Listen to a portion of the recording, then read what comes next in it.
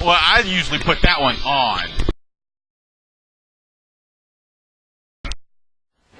This game is being streamed by 852FX on aha.com because of the Verizon 4G LTE hotspot. Thanks to the Verizon wireless connection, 852FX has streaming services where a landline will not reach. Now, 852FX offers streaming broadcasts as well as edited team videos and player profiles.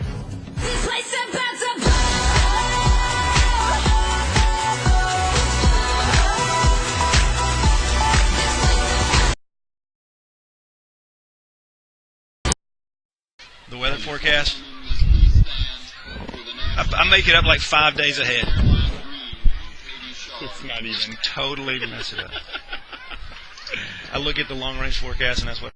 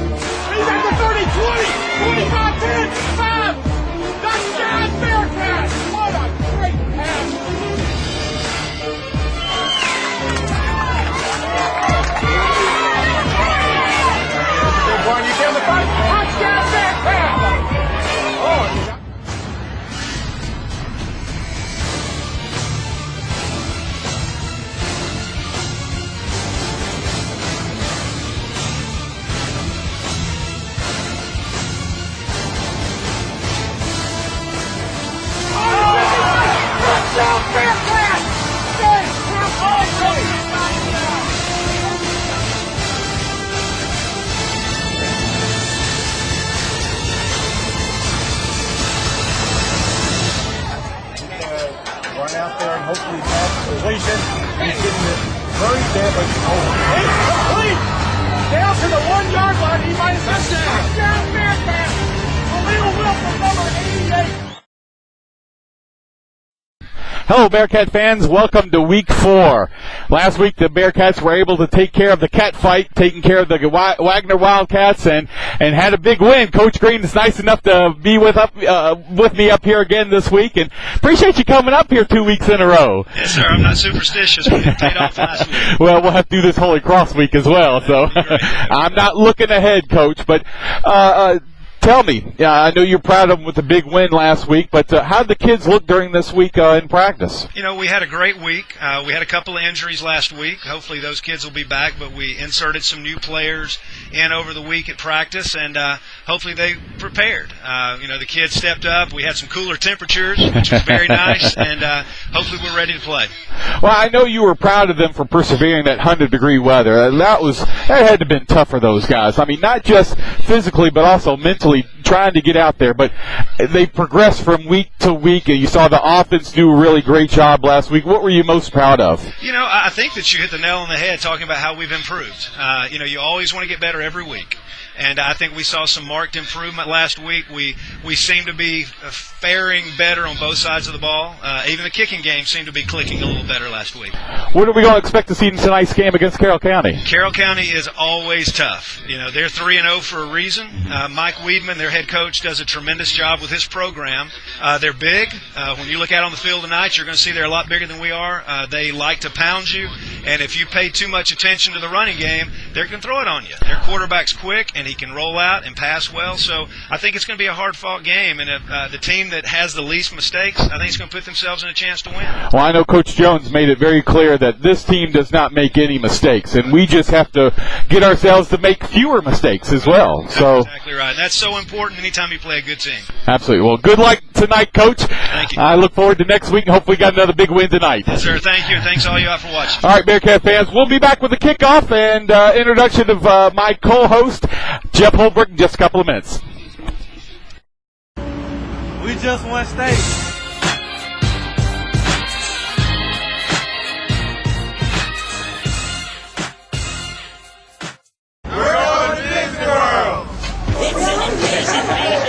It's an invasion. It's an invasion. It's chicken time.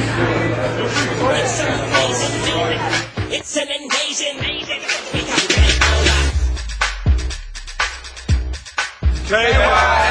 KYALKFC. I don't think so. You're watching a live broadcast on IHA by 852 FX. Be ready, fall in, game on.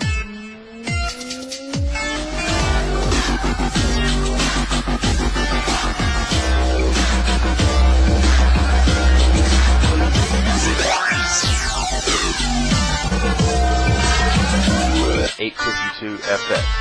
Be ready, fall in, game on. Hello, Bearcat fans. Welcome to Week 4. This has been a big week. The weather's cooled off quite a bit since our last week, struggling with the 100-degree weather. And that's one of the things that Jeff Holbrook, I appreciate you being with me again this week. That's one of the things that Coach Green made clear when he and I got together, is that he was so proud of the team overcoming and having the adversity faced to them, playing in that 100-degree weather last week, and how they executed as well. Well, first of all, Michael, it's a great day for football. Great to be up here. We've got a different view of the field tonight. I like it. Great crowd. If you notice all of the tailgaters lining up outside of the chute for the Bearcats, it's going to be a great night. But yeah, back to your point about the heat, they did prepare extremely well. Well, Carroll County, just to give you a little background on them, they are 3-0. Last week they played Ludlow, which is a little town just outside of Cincinnati, Ohio. My sister and brother-in-law lived up there when they first got married. That was her first teaching job, was at Ludlow High School. How about that? And a lot of good people up there. But they were able to, Carroll County, that is, was able to beat them 27-13, so somewhat handedly. They also got their first ranking in AA, so this is new for Carroll County as well. They're playing well. 2 years ago, KCD took a defeat to Carroll County. Last year, we were able to beat them, and this is what Matt Jones would consider a rubber match. So using a good baseball term that I love to talk about. This has become a real traditional type rivalry game. Sure, yes. This, competitive squads, they've got, it looks like a larger number of students. Obviously, their school is larger, being a AA school, and we're just a single A, but athletically we seem to match up well against these teams. Well, it will be. Again, what Coach Green had mentioned in our pregame talk, that you see a lot of numbers out there. You do see bigger guys, and but that doesn't necessarily mean they're more athletic than us. I do have all the fortune in the world to meet with these coaches every week and see that the talent they bring, they're able to use that talent in the right way. And that's one of the amazing things when you see the Shawnees, the Athertons, the Wagners. They've got good talent, but I think the difference has been the coaching. Sure, we do a great job of putting kids in the right places at the right times. As a coach, your job is to put student athletes in a position to be successful. Doesn't mean they're always going to do that, but if you can put them in an opportunity they're going to be able to, on a higher percentage of time, do what they're being asked to do, and that's what our coaching staff does a great job of. Well, I can tell you one of the things Coach Green's also mentioned to me, he liked the way the team set the tone last week, that they came out quick. Unlike the Shawnee game, unlike the Atherton game, they came out and struck twice in the first few moments of the ball game. Yeah, they did. They just took over. It was great to see. We were, as you had mentioned in that game, I believe you talked about the sharpness of Robert Schultz early on.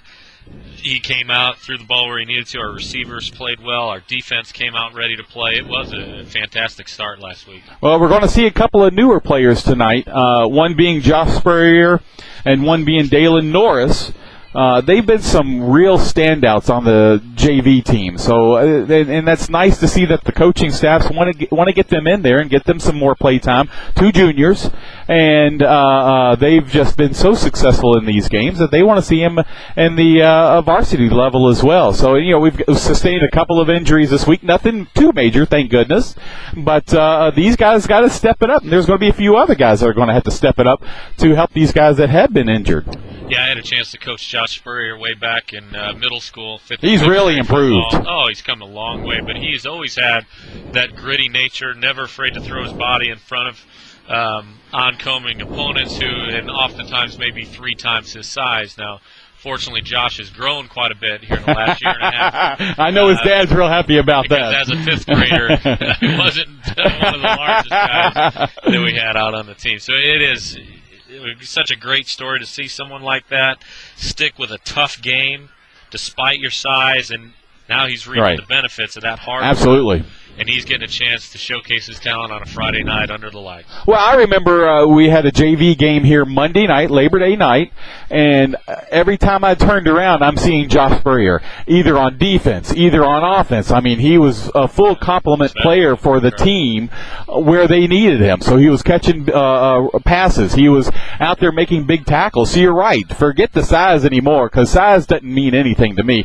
I remember a great player at Kentucky named Derek Abney, and he was only 5 foot nothing, but the guy could run like crazy. And another fine example is a really a good guy, a friend of mine. I've had dinner with him a few times, that a lot of y'all saw on the first football game last night. And that's a good-looking kid from Knoxville, well, I should say Maryville, Tennessee, named Randall Cobb. How about that? What a night he had. Yes, he did. He got fined for both of his touchdowns, not listening to his coach, but I don't think he'll mind paying that. Hey, now wait a minute. I had some problems with coaching in my past. It's all right every now and then. Just don't let it get out of hand. That's right. No, all good fun. Well, let's talk about some of the statistics that really stand out from last week's game. I can tell you, one of the things I really like to see, they dictated on rushing, and Isaiah Brents was everywhere. He had 19 attempts, 144 yards, and 4 touchdowns. What a night. What a night. Coach Rascotti did a great job of taking a look at what the defense had to offer. And, Isaiah off the tackle position against that 3-3 was just damaging. I mean, he was just, he'd get into that second level and then punish some kids. It was great effort by Coach Rascotti and obviously Isaiah. Another nice piece also was Robert Schultz. Seems like he came into his own skin again, and he felt comfortable, looked comfortable in the pocket. He was 14 of 21 with 209 yards passing, 3 touchdowns. So he gave the receivers a chance to be successful last week, Michael. He put the ball in some good spots. We had a couple amazing catches. If you remember the Jordan Duff play, that incredible catch, just outstanding. But, Robert put that in between 2 guys. So he put it in the only place that Jordan could catch it. Jordan came through after tipping that ball to himself and coming in with a big touchdown. Well, Coach Rascotti is still injured from going down and his enthusiasm. Well, I know Kevin Stammerman, who is with iHide.com and takes care of all the filming with us and sets up everything for us. Did a great job on the pregame video showing in slow motion that one-handed catch. He was right on top of it. And absolutely, Kevin just offered to play that again. Let's watch that, folks. It is probably this is a catch that you would rate up there, Major League College Division I, if not in the NFL. Where's ESPN in their top 10? That's right. Should have had the local newscast out here to take a look at that catch. Right. But go ahead, Kevin. hooked that up for us. And just an incredible catch by Nick Gorman. But, I'm sorry, not Nick Gorman. Jordan Duff. Jordan Duff, thank you, Jordan Duff. But let's talk about defense for a little bit as far as the statistics while Kevin's getting this catch up. But Nick Gorman had 9 tackles last week. Denny Fortney, 8 tackles last week. Khalil Wilson had 6 tackles, a fumble, and an interception. And then one of the things that Coach Jones mentioned is Ben Rice. Yeah. He's really stepped up on the defensive side. Yeah, our defense last week just played textbook football. They forced the runners into the areas where we had great pursuit, and I just can still envision Nick Gorman and Joey Ballback playing their little games on the outside. And, Gorman got credit for a lot of those tackles because of a great team defensive effort. And then, some other individuals, you mentioned Khalil. Always able to mention Khalil's name. Oh, yeah. Talk about a kid who shows up every play and gives us everything we can ask for. Well, you can see the captains have reached the 50-yard line, waiting for the coin toss. Tonight's captains for the Bearcats, number 4, Isaiah Brents, who's a junior, 5'10", 190-pounder. Number 9, Robert Schultz, 194, 6'4", junior. Number 42, Nick Gorman, senior, 5'11", 205 pounds. And number 72, which I think is a great compliment, Denny Fortney, senior, 5'8", 205 pounds. Looked like the Bearcats have won the toss, and they've deferred to the second half. And I'll tell you who the captains are on the Carroll County side. It's number 13. Well, I must have misread it. No, 43. Travis Branham, who's a senior, number 76. Zach McBurney, number 55. Logan Dahl, and number 81, Nick Carroll. One thing that is interesting about Carroll County is that they are a veteran team. Full of seniors. They've got 8 seniors on this starting lineup, and they've got about 3 juniors, but they're a veteran team, so we've got to be careful. Yeah, we've got a couple of seniors, but, we're a little more on the youth side there, Jeff. Yeah, and it's amazing what a senior-led group can do for a team. That's not great news for the Bearcats, Michael. Well, I expect a big win. As you can see out there, a minute left before the kickoff. We've got the human tunnel as well as the tunnel waiting the Bearcats to come out. So we'll take a couple minutes just to enjoy them coming out onto the field. I'm a little nervous here, Michael. This is one of my roles I used to play and push the fans away and make a little bigger hole. Let's hope nobody gets run over here. And there come the Bearcats.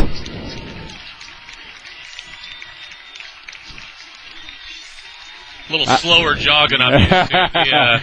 The Bearcats of 2010 came full sprint. That's right. Well, I'm sure those folks down in Louisiana are proud to see Nick Gorman come out there first. Yeah, hopefully we'll hear some shout-outs. I've already received one email earlier this afternoon from Khalil Wilson's mom. Oh, terrific. Yeah, she wanted to just send out a little shout-out. Just a great family.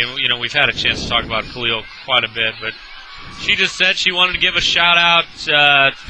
Congratulations, Bearcats, on a great season thus far. You guys have looked great, and we sure enjoy watching you play. Keep up the momentum. From Khalil's number 1 fan, Mom. That's great. Well, I've got a couple of shout-outs. I am supposed to give one, and this is what Coach Green said to me. He said he would love to be in his sister's room right now when I said the name Debbie Ely. All right. So Debbie Ely down in Rome, Georgia, along with Dr. and Miss Green. We appreciate y'all watching. So I hope you enjoy the program. We're about to kick off here. You got number 10 of Carroll County, who's getting ready to take the ball, put it on the tee, Ben Newby. He's a sophomore. You got Isaiah Brents, Keith Miller, and Khalil Wilson back deep for the Bearcats. There's the kickoff. It's going over to Khalil Wilson. He's got it at the 25. Gets about 27-yard line right there. Nice tackle for Carroll County by number 62, Nolan Deloche. He's a junior. Not a bad run back. Gets it just inside the 27-yard line. It's going to be 1st and 10 for the Bearcats.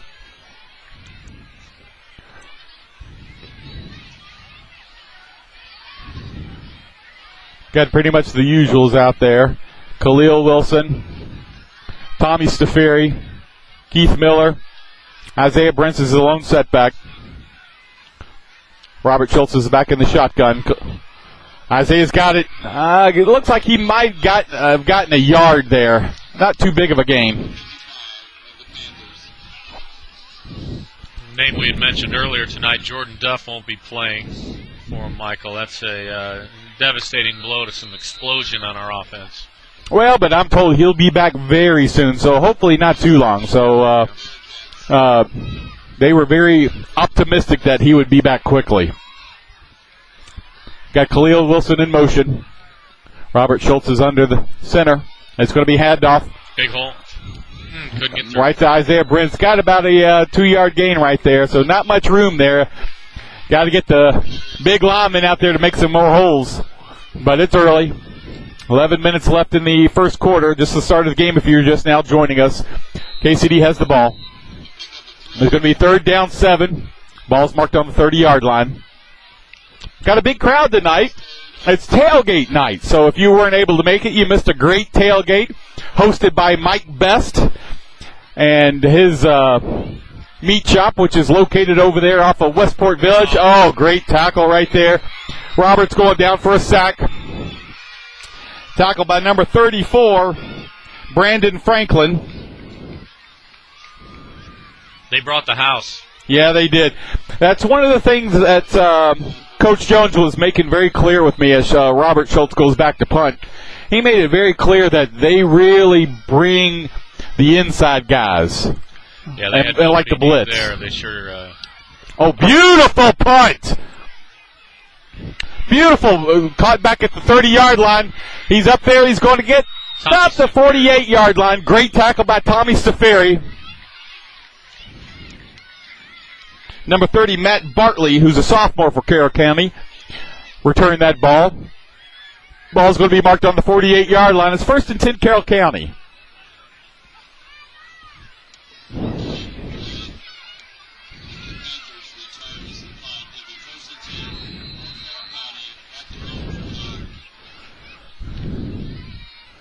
Got that I formation. He's going to be big run right there, and he's going mouth. He's out to the 25, 20, 15, 10, 5, touchdown Carroll County. Well, that doesn't help too much at the beginning of the game. No, that's not the way you wanted to get started. We talked about a great start the last week. Not the same tonight. That touchdown was by number 33, Carson Butcher, who's a 5'11", 195-pound senior. Yeah, that hurts, Jeff. Daggone it. You get so excited. And I know this is supposed to be a close game, but I didn't expect something like that to happen this quickly. Well, you don't want to deflate a big crowd like this. No, not at all. Unfortunately. It is a big crowd. It's all right. We're going to give them something to cheer about here soon. Absolutely. Point after attempt is good. So with that, with 9:52 left in the first quarter, Carroll County strikes first. It's 7-0. We'll take a couple of minutes for some breaks, come back for more Bearcat football. We just won state.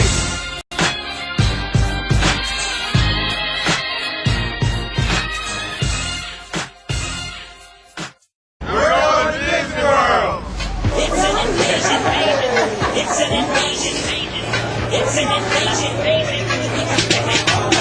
It's tea time! It's an invasion, It's an invasion, KYA loves KFC.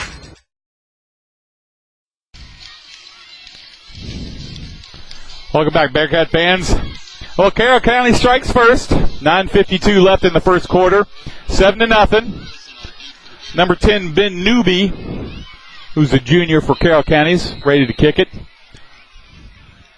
Keith Miller, number 32, 88, Khalil Wilson, back to receive, and Isaiah Brents, number 4. Keith Miller will take the ball. He's got it to 15, 20, 25. He's up to the 30. Just a little short. He's going to be marked there at the just inside the 29-yard line. It'll be 1st and 10 for the Bearcats.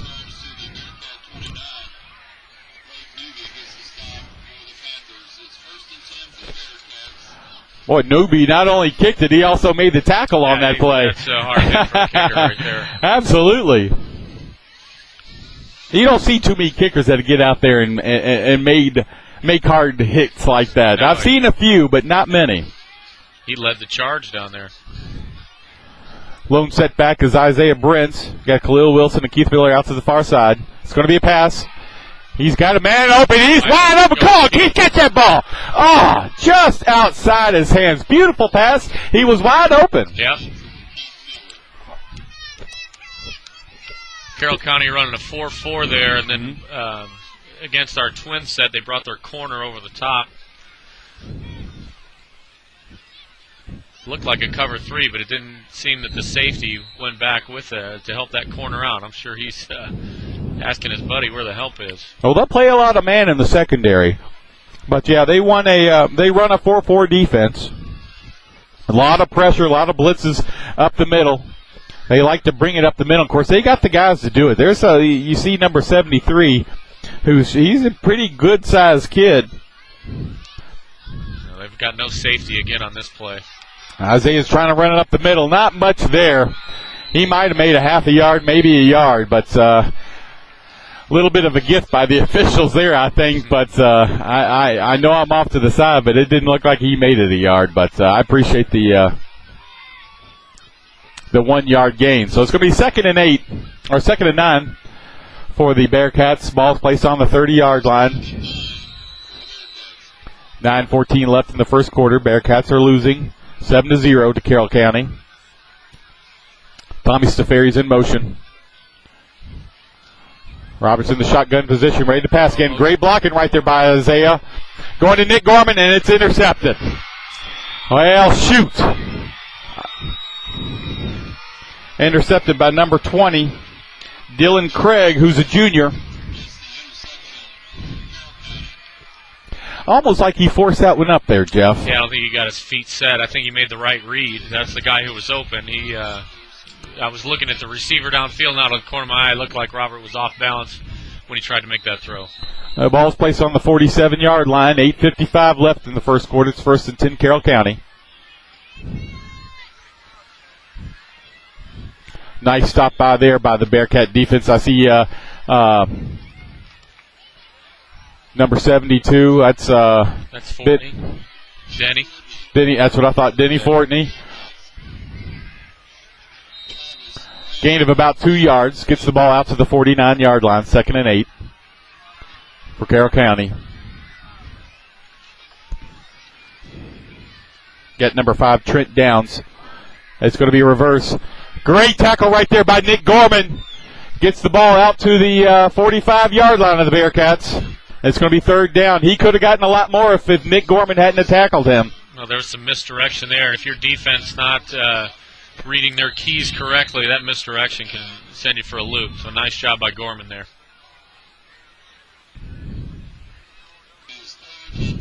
Well, this is a big play here. 3rd down 2. It's a big stop. Ball on the 45-yard line. This would be a big stop. It's going to be handed off. He's got the 1st down. He's down to the 35-yard line. Going to be tackled out there. I can't tell who tackled him, Jeff. That was Spurrier. Josh Spurrier. Okay, good.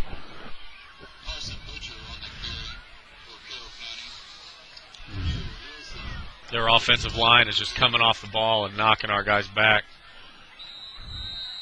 Yeah, we seem to be a little keyed up for this game so far. We need to settle down and get the defense going, get the offense going. Ball's on the 36-yard line of the Bearcats. 1st and 10. It's going to be handed off again.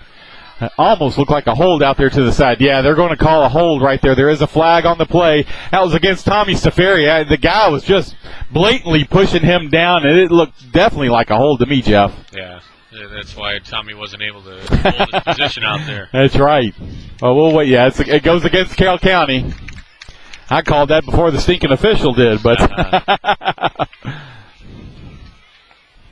starting on defense tonight's number 4, Isaiah Brents, number 32, Keith Miller, number 33, Tommy Staferi, number 68, Dalen Norris, number 70, Ben Rice, number 72, Denny Fortney, and number 88, Khalil Wilson. And last but not least, number 89, Josh Spurrier. Yeah, the addition of Isaiah Brents is due to the loss of Jacob Corey. To force Isaiah to play both ways. We'll see how that goes with his stamina. The balls are placed on the 49-yard line of the Bearcats.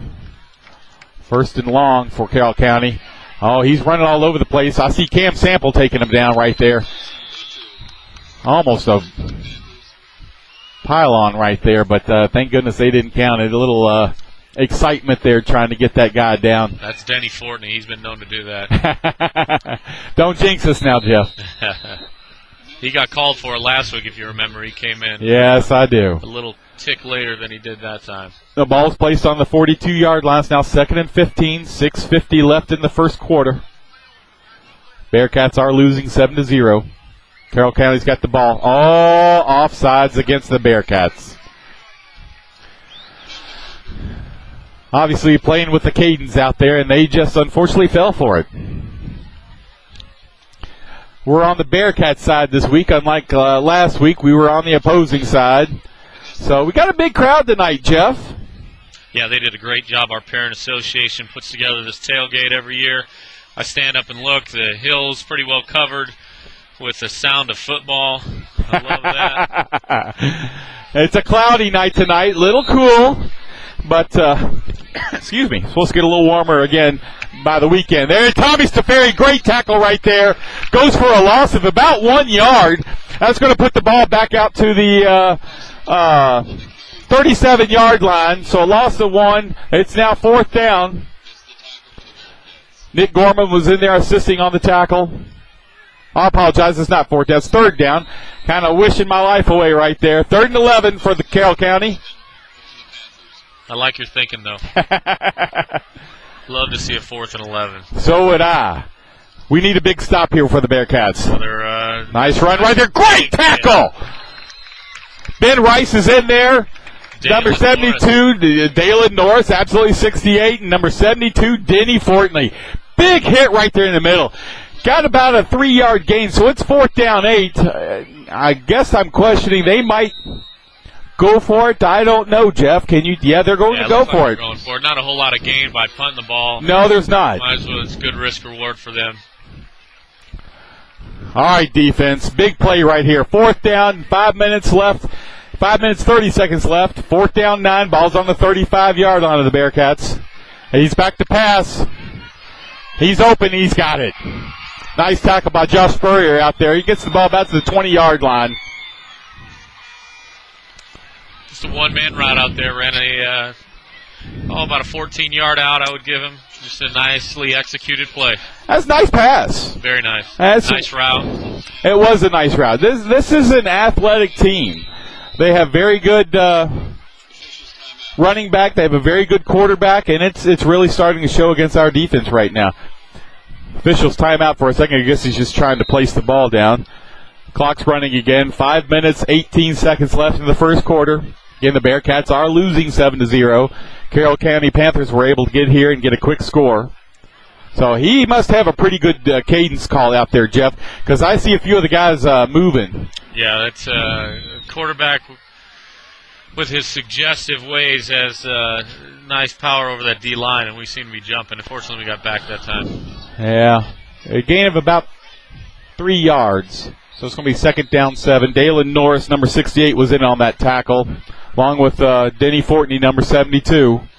Yeah, the injury to Joey Ballback. He had surgery on his hand this week, giving Dalen some extra playing time. We sure will miss Joey, that's for sure. Yes, we will. Yeah, he hurt his wrist. And but they gave him, I believe, a couple of weeks. Is that true? Yeah, it's my understanding he won't miss more than a couple games, so we'll get him back. We need him. Get him about 3 yards right there. It's going to be 3rd and 4.5, I think. Ball's placed just outside the 15-yard line of the Bearcats. The Panthers are really just moving the ball like they want to. Anyway they want to. So it's going to be another run. Oh, great tackle right there. I can't tell. Is that Cam Sample? That was Michael Stalker that got in there. Number 60, Michael Stalker with the blue cast. Got right in the way of that play. And Campbell's right there to help him. Lost about 1.5 yards right there. They're going to place it at the 15-yard line. It's going to be 4th down, 6 to go. Now they are going to kick this one for extra 3 points.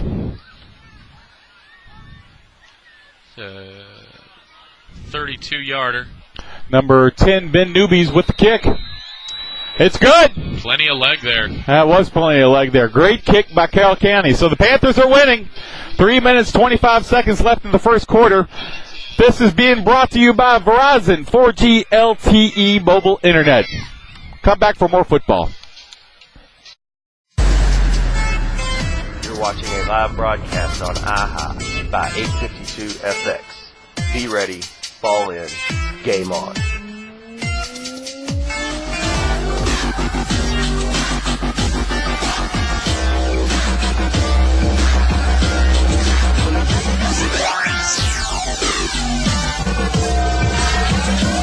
.852 FX. Be ready, ball in, game on.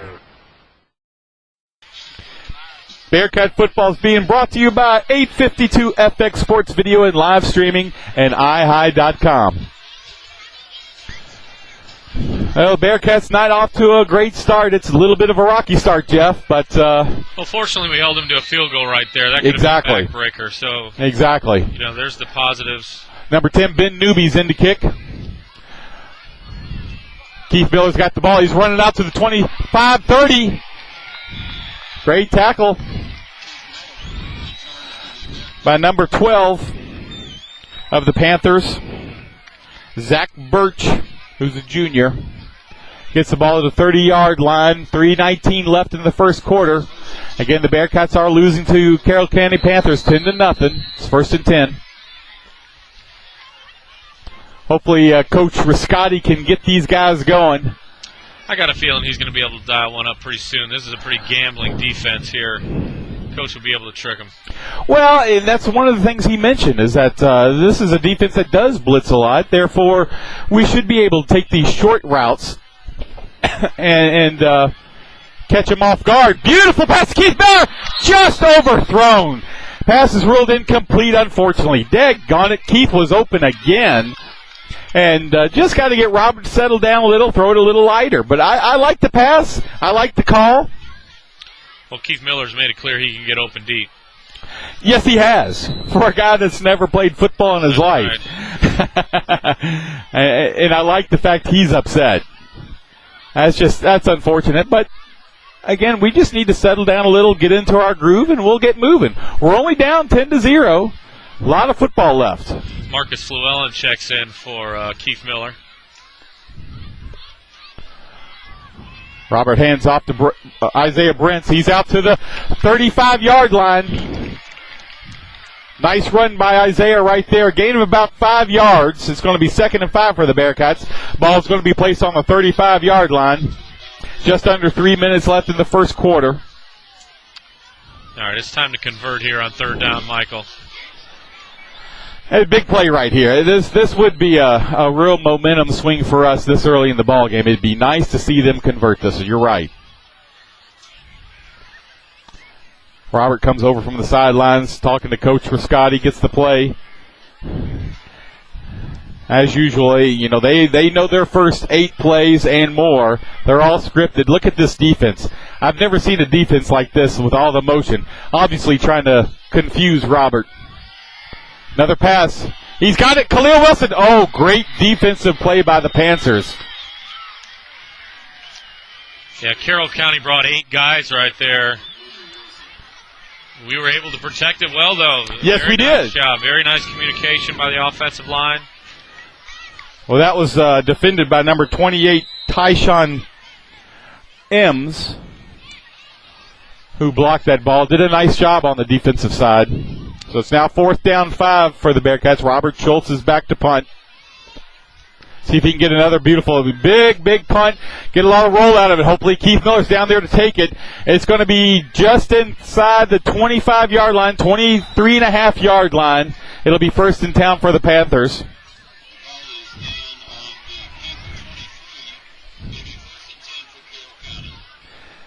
This is a test, Jeff. I tell you, this is we haven't been down this year. This is our 4th game, and this is not usually the Bearcat team we've seen this year. This is the first time we've seen a team that's really got it put together. A strong offensive line, strong set of backs, quarterbacks. Well, defense that's only allowed 1 touchdown this year. The other touchdown was from special teams. Now they've allowed for 2 touchdowns. Fumble on the play. I can't tell. As Tommy Staferi might have that ball. And there he's got it. First down, Bearcats. Nice job. Denny Fortney came up with that, and Tommy Staferi helped him secure it. Great job by those guys. That's what we need to change the momentum of this game. Ball's going to be placed on the 20-yard line. First down, Bearcats. That first down is brought to you by 852FX Sports Video and live streaming and iHigh.com. This is what we needed. Yeah, let's get a quick score here. Isaiah and Brinson, Tommy Safiri in the backfield. Keith Miller is getting off to Isaiah. Not much room to run there. He gets about 3 yards there on that run. And that was all on his own, truthfully, Jeff. Well, the play was designed to go out wide to the right. We've seen that several times this year. Michael Stocker trying to lead him out to the right. And Isaiah didn't like what he saw over there to the right. So he took off to the left, and that's when you're going to find white jerseys. He's got to follow the play call. Nick Gorman's to the far side along with Khalil Wilson. You've got Tommy Stafiri and Keith Miller out on the other side. Isaiah Brent's lone setback. Roberts is in the shotgun position, ready to pass. Oh, nice pass, just a little again outside his hands, outside the grasp to catch that ball. Nick Gorman, ball's ruled incomplete. It's going to be 3rd down and 8. Ball's on the 18-yard line with 1:20 left in the first quarter. Number 20 from Carroll County, just playing Nick Gorman very solid right there. Again, Jeff, they like to play that man-on-man with the secondary, and it's proven to be successful for them. Well, Dylan Craig is very physical, and he's very fast. I think the key right there is fast. They do have speed. Plays called. I'm not sure what's going on. Did somebody timeout? Yeah. Well, it's going to be timeout for the Bearcats. 1:20 left in the first quarter. It's 3rd down, 8 on their own 18. We're going to take a break. More Bearcat football coming back at you. Thanks for joining us.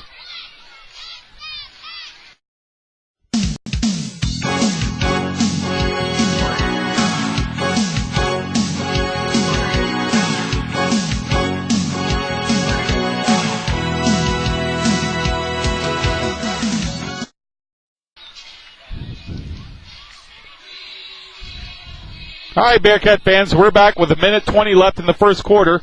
Bearcats are down 10-0 to Carroll County Panthers. It's 3rd down, 8 to go. Ball's on the Carroll County 18-yard line. Big play, big momentum play right here, Jeff. Well, and a good timeout by Coach Rascotti. If you're not 100% on what's going on, you call timeout, get your troops ready. This 3rd and 8 is big. Yes, it is. You got 2 wideouts to the far side with Khalil Wilson and Nick Gorman. Closest to us, Keith Miller and Tommy Staferi. Isaiah Brent's lone setback. Robert Schultz is in the shotgun position. Here's a snap. He's out to pass. He's looking at a couple of guys. Now, there's got to be a flag right there. Thank goodness. He was knocked down. Who's that?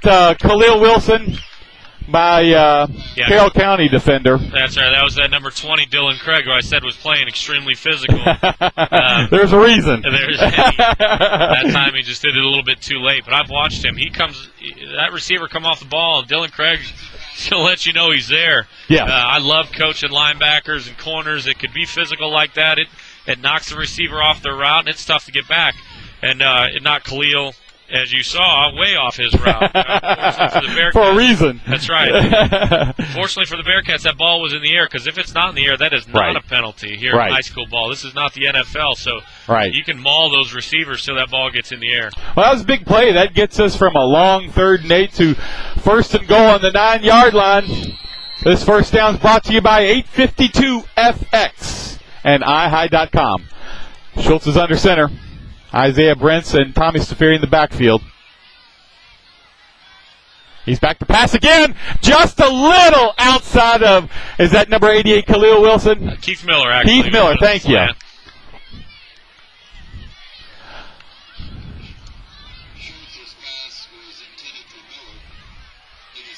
Oh, it's going to be 2nd and goal.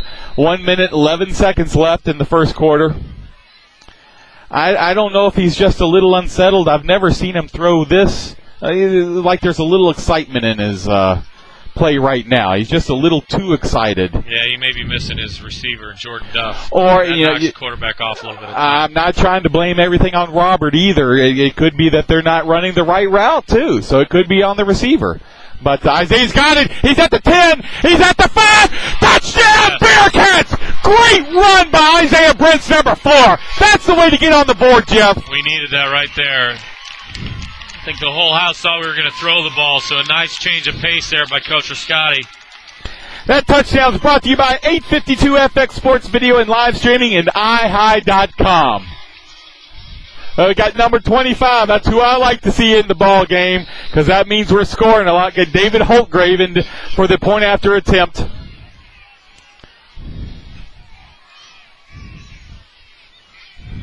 Waiting the snap.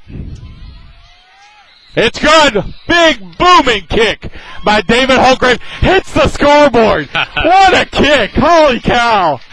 I'm not trying to do a Harry Carey impression here, but holy cow. Full of Jack Brickhouse. Hey, hey! There you go. All right, folks, now we got a ball game. 1 minute 5 seconds left in the first quarter. 10-0 Panthers.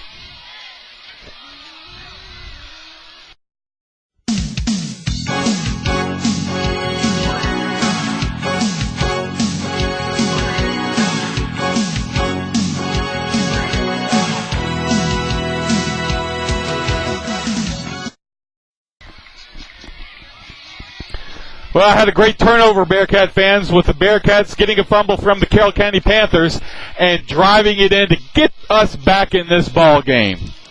Good to see him do that. Great turnover. Great job of getting that ball in there, because you don't see many turnovers from Carroll County, Jeff. Yeah, that was a big one by the Bearcat defense. Get the ball in great field position, and then the offense punched it in. Well, one thing Coach Jones told me earlier today is that Carroll County does not make mistakes, and especially against themselves. And so thank goodness they were able to make a mistake. Hopefully we'll see a lot more like that. But we want to welcome Bearcat Nation as usual tonight. Certainly appreciate Carroll County for those fans that are listening from up in Carrollton, Kentucky. I used to go up to Ski Butler State Park and ski up there every year, but unfortunately been gone for some time now. Side kick by David Holtgrave. It's bounced off of him. Oh, almost had Keith Miller. I mean, he took off when he saw that ball bounced off of the Carroll County player. Ball's going to be placed, it looks like, just inside the 35-yard line. 1st and 10 Panthers. I want to give another shout-out to Matt Jones's dad in Magnolia, Texas, Philip Jones. Appreciate you listening to us every week. He said he's been listening to us since the very first week. So we got people from all over the place, Jeff. A cult following. Big run right there. He's still moving. He's out about a 6-yard gain right there. It's going to be 2nd down 4 for Carroll County. I couldn't tell who that was. Number 33. He is a big back. Carson Butcher. Yeah, he's the one you've got to watch out for. He is a big kid that does a great job. Beat up the middle on our big guys. He runs and plays really hard. He's the best running back that we've seen this year. Well, another big run right there is going to go for a 1st down. Travis Brenham for the Panthers. Yeah. Ball's going to be placed on the 46-yard line. You key on one back and the other one hits you with that little misdirection play that they've got going.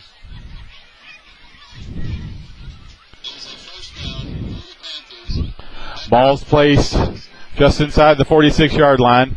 I dare to say this week, should I say this is probably the last play? Every time I said it last week, I jinxed it and it was another 3 plays, but I'm hoping this is the last play. A little slip right there.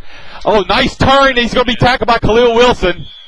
About a 2-3 yard gain. That's the end of the first quarter, but the nice tackle by Khalil because that running back made a nice quick turn. So with that, folks, that's the end of the first quarter. Come back for the second quarter. Panthers are winning 10-7.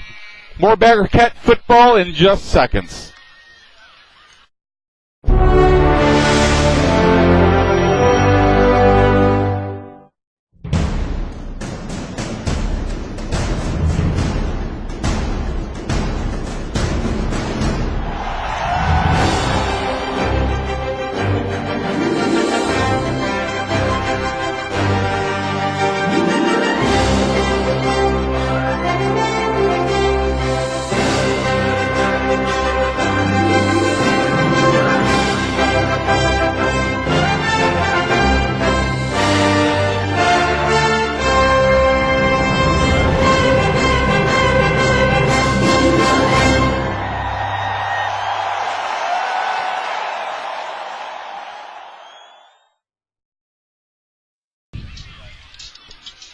Welcome back.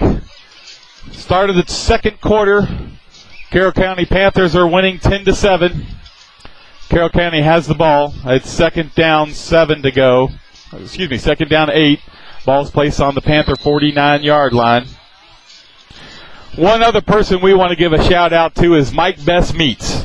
They hosted the tailgate for us, donated all the food, Jeff, and that food was absolutely delicious. You know, a school like KCD needs people like Mike's Best, and, you know, the philanthropy right there to help out our community, just greatly appreciated. Please visit them. Please help out a local business like that. Anybody listening in the Louisville area, go see them down in the Westport area. Absolutely. They're located at Westport Village. Mike Best Meats. We certainly appreciate their food, and, as Jeff said, please support them. If you're not from Louisville, come up and visit us. Come say hello to Jeff and myself. We'd love to see a great tackle by the Bearcats. He's going to be lost. That's Nick Gorman, isn't it? That was Emilio Zayas. Emilio Zayas. And Denny Forty meeting in the middle. Very nice. That's right. They're Mike Best Meat players right there, Jeff. Great play right there. 4th down, 4 to go for Carroll County. As long as they're buying, I'm sure Mike's Best would love to have those two guys in for a nice dinner. Well, I'm assuming they're going to punt this one, but you've got Keith Miller, number 32, and number 88, Khalil Wilson, back to receive the punt. Not a great snap over his head, but he gets it off. It's going to be just dropped in front. They're going to let it go, so it's going to be down inside the 10-yard line. Oh, boy, all the way down to the 5-yard line. That doesn't feel good. Yeah, after that bad snap, I thought we were in business there, but he had enough time to get his composure and deliver a great punt. Well, he got a favorable roll there, too, Jeff, so... but he did get it away. I was hoping we'd get a little more penetration there. So Bearcats going to take over. 10:35 left in the second quarter. Panthers are winning 10-7, but it's good to see the defense do a good job of holding them. Yes, they needed that there. Some great football out on the field, Michael, but those at home are missing some outstanding football over here on the hill. I'm watching my son, little John Holbrook, having a ball with some of his first-grade buddies. That's great. Schoolers out there. Isaiah Brinson's got the ball. Oh, he almost broke it. Got a gain of about 2 yards. If he had gotten out of that guy's grasp, there's no telling how far Isaiah could have gone there. Dwayne Robbins. Yeah, number 43. That was a big hit. He reminds me of Butcher, 33. Those guys are similar builds. Oh, look at number 73. I mean, he is a big lineman up there. Josh Gibbs, who's a sophomore, if you can believe that. How about that? All right, we got to get this out of the end zone here. Yeah, we do. We got Isaiah Brinson in the backfield. It's going to be a pass. It's going to Khalil. He's got it. He's out to the 12, almost getting out to the 15-yard line. Great catch right there. Great run afterwards. It is going to be marked just inside the 15, right around the 14-yard line. Khalil got free of number 20 there, the Dylan Craig we had been calling earlier. There's going to be some great football being played out there with these linebackers and DBs of Carroll County compared to our skill guys. This is fun football. You got number 81, Travis Abrams, freshman, who just checked in. Robert Schultz come back to the huddle. Getting the signals out, ready for a next play. It's 3rd down 1. Ball's on the 15-yard line. 9.5 minutes left in the second quarter. Panthers are winning 10-7.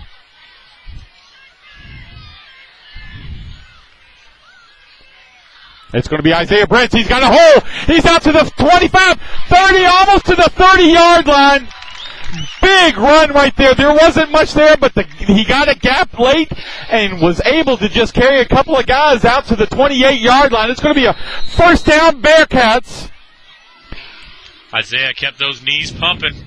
This first down is brought to you by Verizon 4G LTE mobile internet.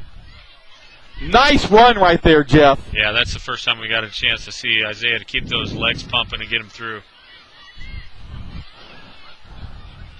You got Khalil Wilson to the far side. Tommy Stafari and Isaiah Brents in the backfield. Roberts back to pass. He's going to run it. And he gets a little bit of a loss there, unfortunately, about 2 yards. I don't know if there was a miscommunication in the huddle. The Bearcats only had one wide receiver out on that play, and everyone else stayed in the block. That's not typical of Coach. Tackles by number 55, Logan Dahl, and number 52, Dwayne Robbins. It's going to be a loss of 3 yards. Put the ball back on the 25-yard line of the Bearcats. 2nd down, 13, 8 minutes, just a little over 8 minutes left in the second quarter. Yeah, I couldn't tell. I couldn't tell if that was going to be a draw or what he was trying to do. Now he's got some spread offense here. See if they're going to pass the ball, if he's going to run it. He's going to run it. He's going right up the middle. Nice run there, but those guys are ready on the Carroll County side. I believe that was 43 Travis Branham, wasn't it, on the tackle? I believe you're right. They are quick to that ball. They're not being fooled at all, no matter how far we stretch it. We did get a gain of 3 yards there. That puts the ball back to the 28-yard line where we originally were. So it's 3rd down 10 with 7.5 minutes left in the second quarter. Going back to that spread offense. Isaiah Brent's lone setback.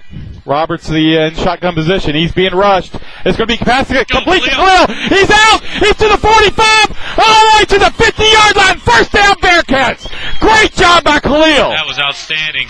Robert made a great pass right there. Yes, he did.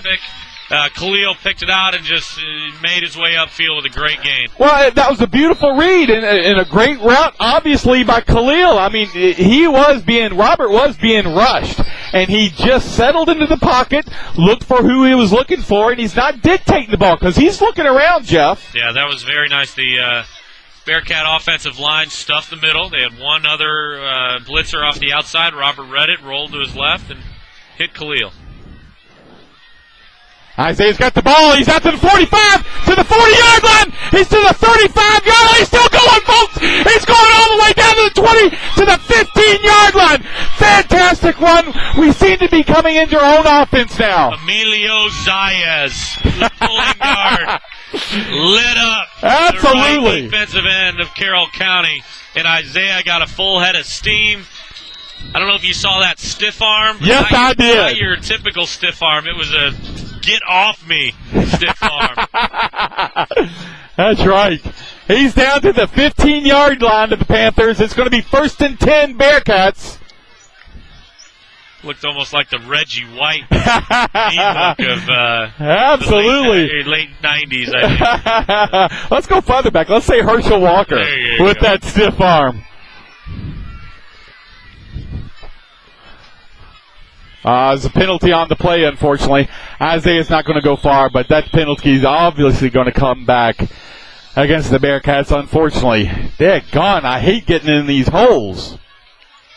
It's a good time to remind people to send us some emails if you have questions, shout-outs.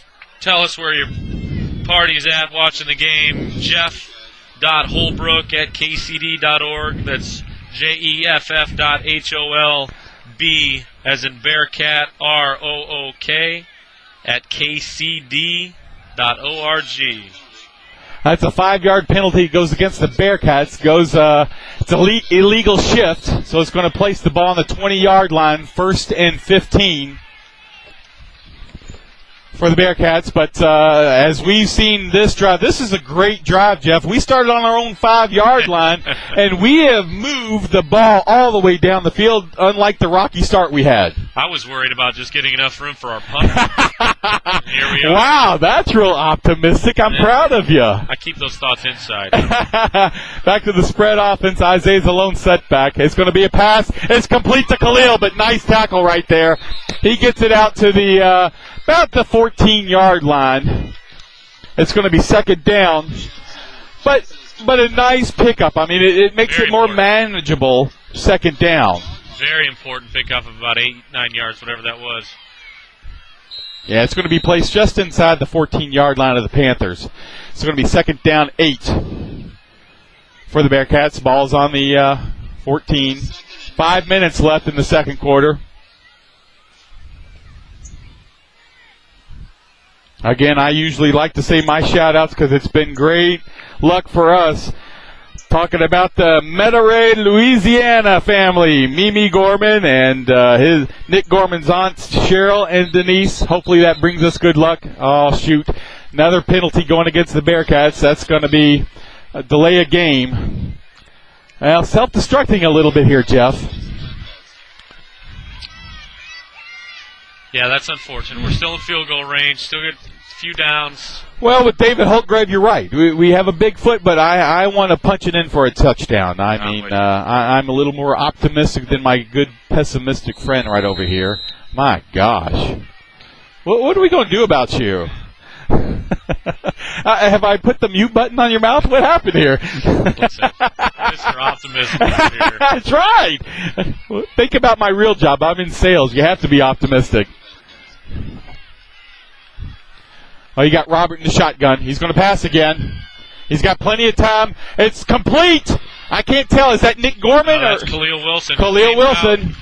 They found something there. We're running him across the field, forcing that defensive back to run a long way to keep up with Khalil, and he's running through some traffic, trying to get a pick, whether that's from an outside backer or, hey, even sometimes you get that umpire out of the way.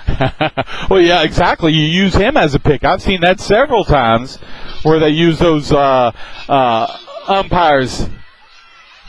That gives it a little more manageable 3rd down right there. 3rd and 5. Ball's placed on the 11-yard line of the Panthers. 4 minutes, 5 seconds left in the second quarter.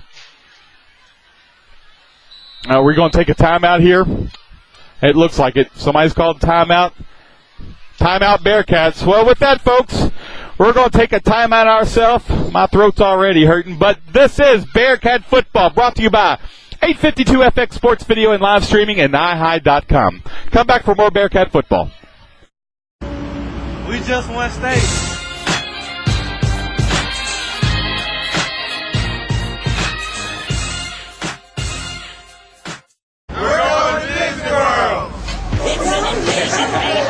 It's an invasion, baby. It's an invasion, baby. It's chicken time. It's an invasion, baby. It's an invasion, baby. KYA loves KFC.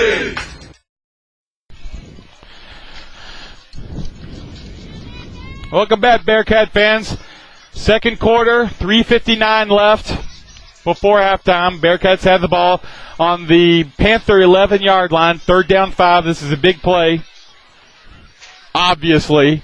I never like those announcers that say, this is a big play. Well, no joke, it's a big play, we've Jeff. said that a few times tonight, But I would like to see this punch in. Got spread offense out. Roberts back to pass. That guy is always chasing him. It's out there. Yeah. Touchdown, Bearcats! What a fantastic catch! Nick Gorman on the play. Nick Gorman! 3 yards into the end zone. That's what happens when I mention my friends down in Metairie, Louisiana. Well, they get a touchdown. Stan and Tammy before the game, and they mentioned that some Wisconsin relatives might be listening. Oh. We hope you guys are watching. There's a great relative there in Nick Gorman. Well, I hope you like my good friend up there, Randall Cobb. He's not only is he a great football player, but he's just a great human being as well. Beautiful punt kick by David Holtgrave. It's good. And now the Bearcats take the lead, 14-10 over Carroll County Panthers. With that, folks, we're going to take a break. We'll be back with more Bearcat football after these messages. You're watching a live broadcast on IHI by 852 FX. Be ready, ball in, game on.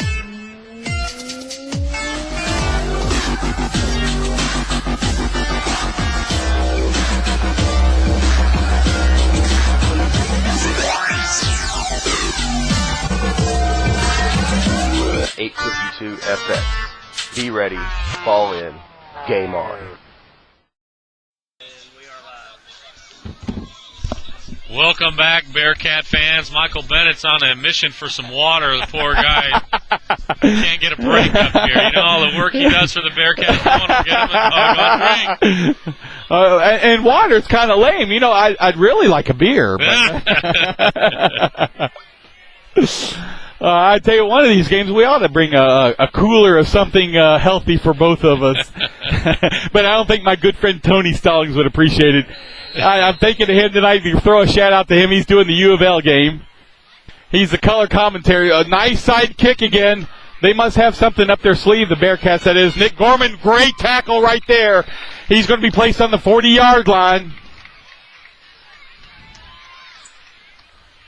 But one of the things I don't know why U of L does it other than obviously money, but I just wish they wouldn't play on Friday nights. It takes away from high school football, and it's all ESPN and television fault. But there's nothing sacred anymore. You know, as you mentioned, it's all about the money and the sponsors and people advertising. It's just it is unfortunate. Come on, Cam. He's got it right there. Tackled by number 78, Emilio Zayas. Does a nice job. Hopefully we'll hear his name quite a bit. Denny Fortney's name quite a bit. That means the ball won't be moving too much. Gets a gain of about 2 yards. It's now 2nd down 8.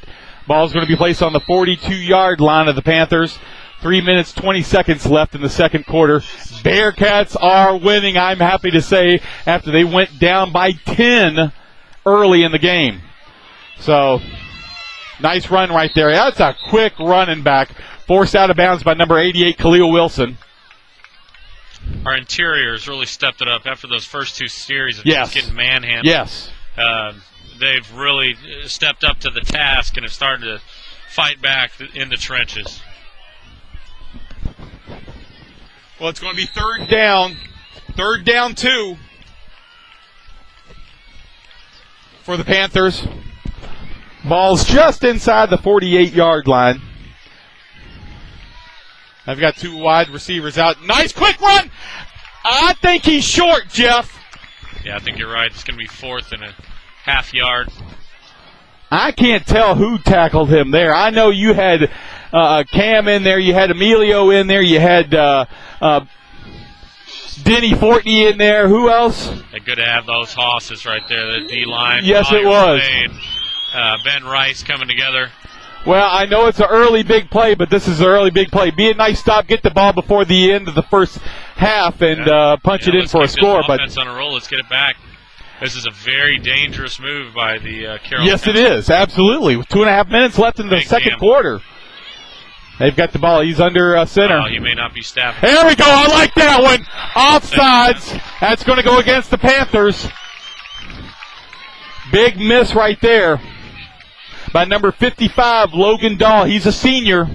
You don't see that too much from the seniors, but the defensive line with that cadence seemed to go against the Panthers there, not against the Bearcats. So now we're going to go back. Keith Miller's going back for the punt reception along with number 88, Khalil Wilson. That says a lot about our mindset. Exactly. Mindset early on in the game. Yes. Not there. We weren't in tune. We're there. Something has turned these guys around. They were ready to play some football. That was a key play. 4th and 1. I can't tell you how many times as a high school football coach I've watched my defensive line go over the top on that hard snap, and to see their offensive tackle do it says a lot. Exactly. Carroll County's getting ready to punt. Good snap. Oh, nice kick right there. Khalil's going to take it. Oh, he touches and fumbles. He's out to the 18 on 20-yard line. He's still running. He's to the 25. He's going to take it. Oh, he slips up. He could have taken it to the house. How did he get out of that? Oh, my gosh. I have no idea. How did he get out of that? If I was the official, I was about to blow it dead. I thought he was out. I did too. He was down to the ground, Jeff. That was incredible. And just slipped on a fluke right there, unfortunately. But ball's going to be placed on the 38-yard line of the Bearcats. It's 1st and 10, Bearcat fans. That first down's brought to you by Verizon 4G LTE mobile internet. As usual, we want to thank those people that help us out here at ihide.com. Kevin Stammerman, he's saying I get a little too excited, but I love football and I love Bearcat football. Schultz is back to pass. It's complete. Oh, just out of his hands. Khalil wasn't quite set. His back was to him when Robert threw that ball, and he still almost brought it in, Jeff. Well, that's a great throw by Robert. Yes, it was. He trusted his receiver. That ball was 3/4 of the way to Khalil before he even turned around. He turned around, and that ball was right in his hands. Great throw, Robert. Yeah, it was. Yeah, it was. And truthfully, even though Khalil wasn't quite set, probably still should have been a great catch, but he should have caught it. But that's all right. We got the ball. 1:44 left in the half. In the half. Don't forget, fans, at the halftime we got Bearcat at the half. We're going to have Coach Joe Mayoni up here, head baseball coach for the Bearcat varsity team. It's complete. Oh! Now, he was almost, put a saddle on him right there. That defender for Carroll County was all over Keith Miller. Yeah, he's got some quickness out there. Kevin Stammerman, our cameraman's telling me to stop calling him complete because just like the quarters last week, I couldn't call it. And maybe you're right, Kevin, but you know what? You're the cameraman. I wish you would, just hush every now and then. I am the talent. Just kidding. All right, well, ball still at the 38-yard line of the Bearcats. It's now 3rd and 10. Like to see a first down here and run the clock out, but they got a big run out of Isaiah Brents. He almost broke it for a 10-yard gain. Got about 9 yards there. It's going to be 4th down short. So I expect we'll kick the ball back and put them hopefully deep in their sidelines. But Carroll County is going to call a timeout, and with that, we're going to take a timeout. Bearcats are winning 14-10, minute 31 left in the halftime. Come back, Bearcats. We just won state.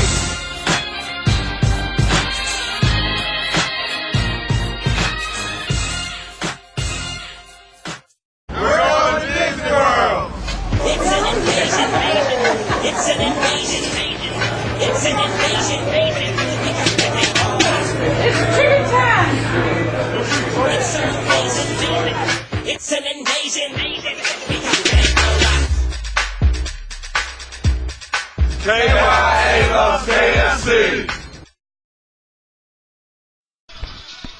With a minute 31 left in the half, Bearcats are winning 14-10. Just to kind of recap, Jeff, Bearcats went down quickly first time this season with 2 quick scores by the Panthers, 10-0, but they've done a great job of getting back in this ball game. It's been very impressive to see the mindset, the effort, and the flat-out execution change from those initial drives, offensively, defensively. Oh, boy. We're going for it. Uh-oh. We got a little miscommunication on our offense as well. Khalil Wilson came in late. Robert's ready to take it. Maybe he's trying to draw him off sides. I don't know. Well, we're going to call timeout again.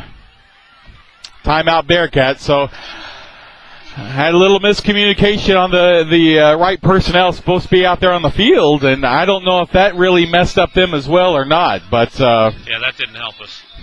Well, with that, we're going to take a 30-minute timeout, or 30-second timeout, not 30. This game is being streamed by 852FX on iHi.com because of the Verizon 4G LTE hotspot. Thanks to the Verizon wireless connection, 852FX has streaming services where a landline will not reach. Now, 852FX offers streaming broadcasts as well as edited team videos and player profiles. This place about to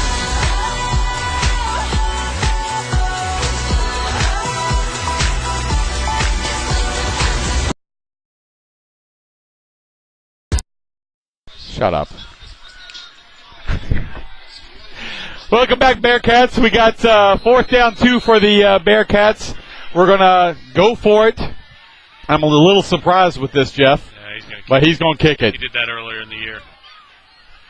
Hopefully get a nice bounce right there. Nick Gorman's done a great job running all the way down there. Great punt. And Keith Miller, they're ready to cover it. Like to see that. It's going to be placed on the 7-yard line. So with that, minute 22 left in the half. Panthers are going to take over on their own 8-yard line, 1st and 10. Great call. Yeah, it was. Right there. Yeah, it was. Had the Carroll kind of confused. They were out. They were worried about us going for it on 4th and 2. We had done that earlier in the year, if you remember. Absolutely. The Shawnee game, maybe we pulled that quick punt. And we talked about the advantages of having your quarterback be your punter. Right. Right there. Huge. I remember it now, but most of the comments that you make, I really don't listen to. I'm just kidding. Going to be a run right there. I can't tell who tackled him right there. That's Ben Rice. And Nick Gorman and Ben Rice. He's a quick running back. And not only is he quick, but he's powerful, really strong. He gets a gain of 1 yard, so I like that play. 2nd down 9 for the Panthers with 1 minute left in the second quarter. Again, folks, hopefully you'll stay with us. I've got Coach Joe Mayoni, head varsity baseball coach for the Bearcats, will be our Bearcat at the half. Hopefully you'll be able to join us. So I enjoy that at the halftime. Tommy's got him right there, holds him up. Oh, what a tackle right there. Isaiah Brents and Cam Sample. Great drive to get him back. The Malachi Crunch. I like that description. Isaiah Brent and Cameron Sample. I don't know how that kid got up. I mean, that was a hard. You could hear it and feel it from up here. Absolutely. Now, I'm not going to jinx it, but this might be the last play of the half. But I'm with you. 10 seconds left. Bearcats are winning 14-10. Great comeback for the Bearcats. That is. Panthers are walking off the field. Great job, Bearcats. Great job. All right, we're going to take a break. Come back in just a few minutes. You'll see a few highlights from last week's game, but also, more importantly, stay with me. We're going to have head baseball coach for the varsity boys, Joe Mayoni, as my Bearcat at the half. This is Bearcat football. Bearcats are winning 14-10.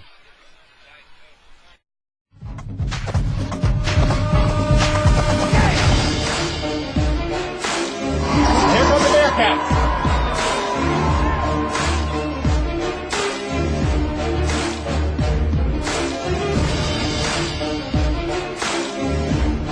He's at the 30, 20, 25, 10, 5.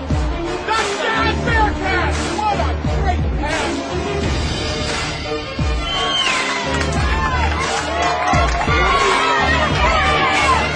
Big one, you down the front. Touchdown, Bearcats. Oh,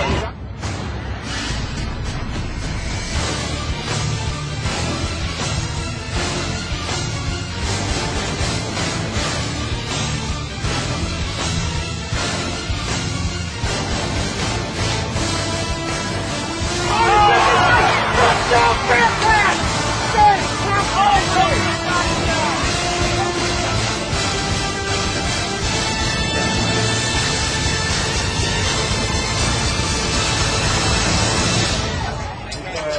Run out there and hopefully pass completion. He's getting it very dead, but it's complete. Down to the 1 yard line. He might have touchdown, Bearcats. Khalil Wilson, number 88.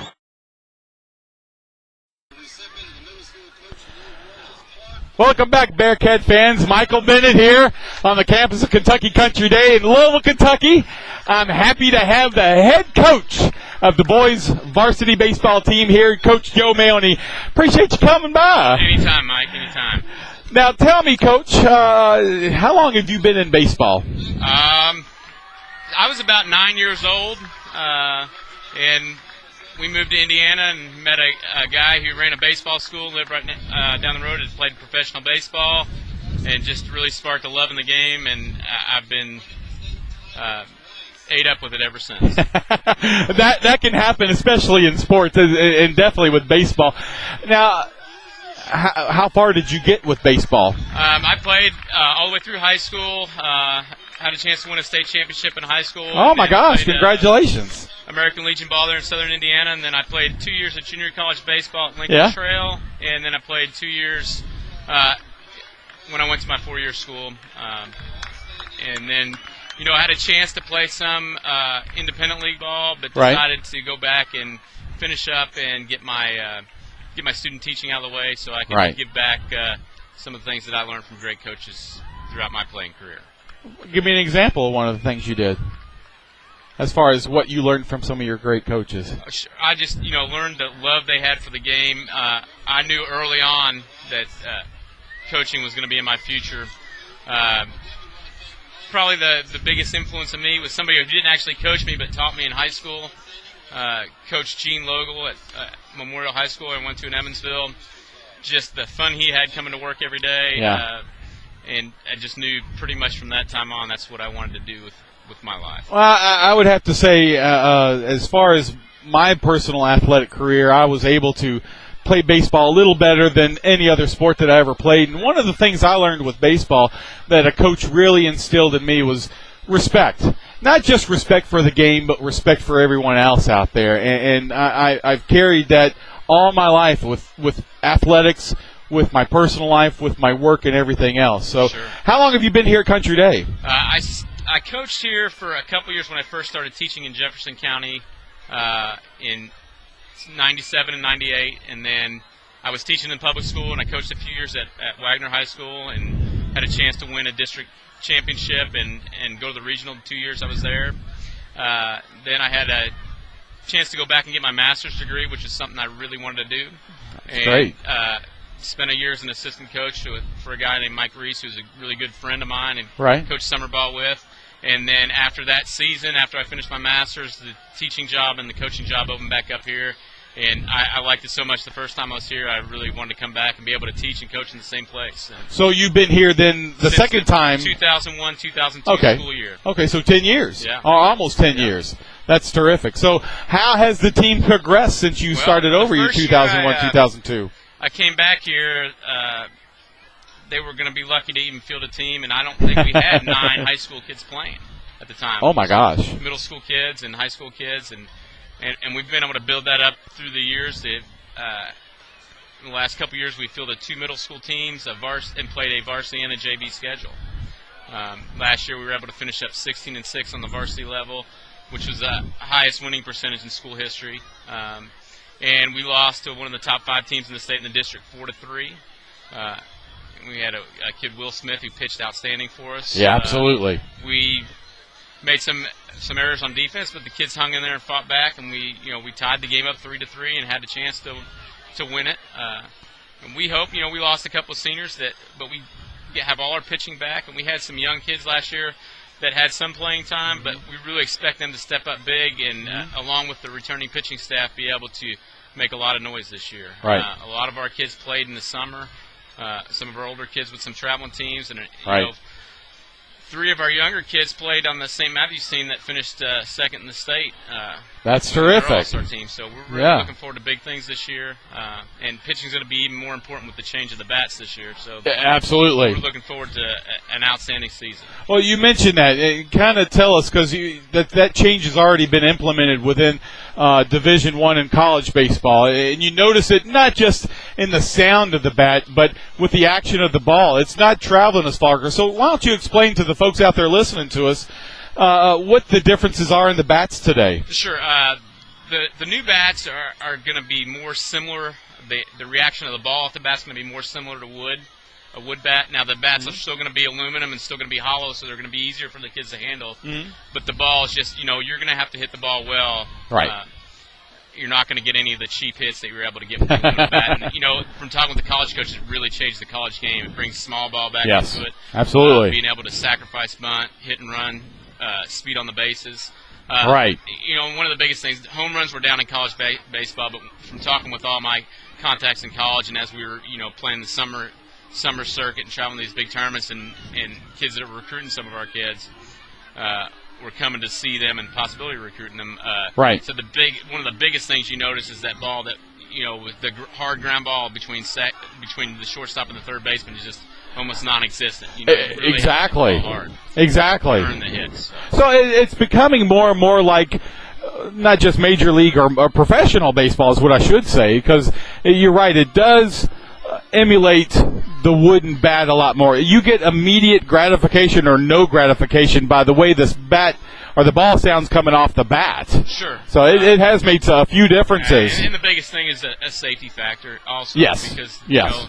With the aluminum bats and as with all athletics, baseball players are getting bigger, faster, and stronger. And we just want to make sure, or they just want to make sure that they're proactive with safety. And for some of the younger high school kids, that's going to be it's going to be a big adjustment. Absolutely. From what they're coming from, because they're not only coming from using the old style aluminum bats, but before high school they're able to use a lot lighter bat. So it's going to be a big difference. They're going to a heavier bat and then a bat that doesn't perform like what they're used to using.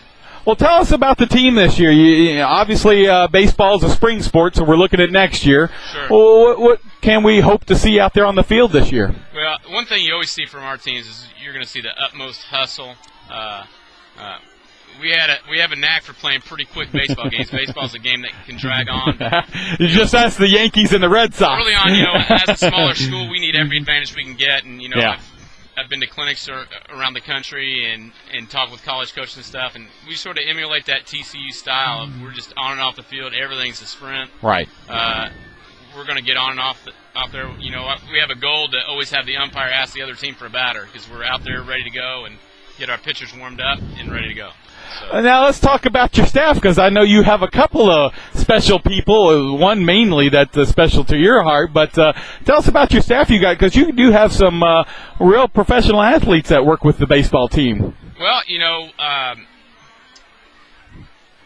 we have a lot of our pitchers have got a lot of work. We had a guy named Steve Stemley who came and coached with me for a while, and he's the pitching coach at IUS now, but he's continued to work with a lot of our pitchers, not only our high school guys, but some of our kids through the middle school program, and even some of our kids in the lower school that have aspirations of playing later on.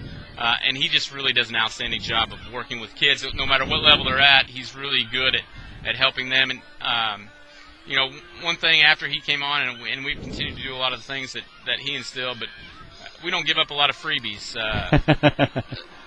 Walks are a killer in high school baseball. Yeah, absolutely. I know that. In the last couple of years, we've averaged less than 50 walks a season.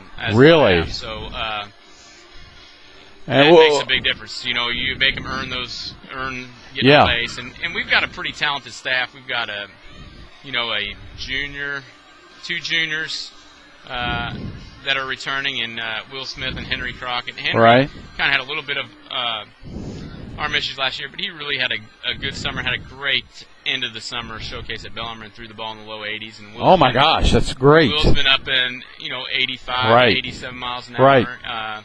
And then David Clifford, who will be a senior this year, and Nick Warman will be a senior this year, were two also returning starters. David set the school strikeout record as a sophomore 2 years ago, so we expect really big things from him from the left side. And then we've got some younger kids, Casey Klein, who pitched real well on JV, and the Parker James kid, who both had really good summers on the mound. So we're looking forward to big things out of them as well. Now, I was asking about your staff. You left off one person that is one of your assistants on the baseball team as well. Yeah, I have actually two others. Right. Trey Blair, who played at Kenyon College and does a really good job with their outfielders, and teaches here in the lower school, does a great job. And then my other assistant, who was 2 years ago the 7th Region Assistant Coach of the Year, is my father. Yeah, okay. About time you give the poor guy some credit. They they call him Pops around here. He's a big favorite with all the kids, too. Yeah. Well, I know you do a great job. Certainly do appreciate what you do. Now, because you do have, when you started that 5th and 6th grade team, you had a really good coach there, if I remember correctly. What was his name again? I think that was you. Wasn't that great? He did a great job, too. Outstanding job.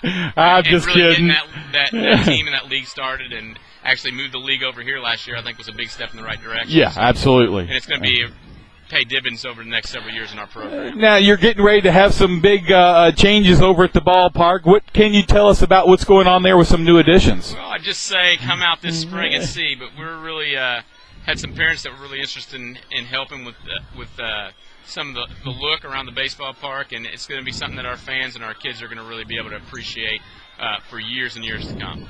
Well, I wish you the best of luck next year, Coach. Let me know if I can help you in any way. And this is it for Bearcat at the Half. We certainly appreciate Coach Maone coming with us and talking to us for a few minutes. Thanks a lot for having me on. I really Absolutely. Well, with just under 3 minutes left in the halftime, folks, it's Bearcats winning 14-10. Come back for more Bearcat football. Second half coming up.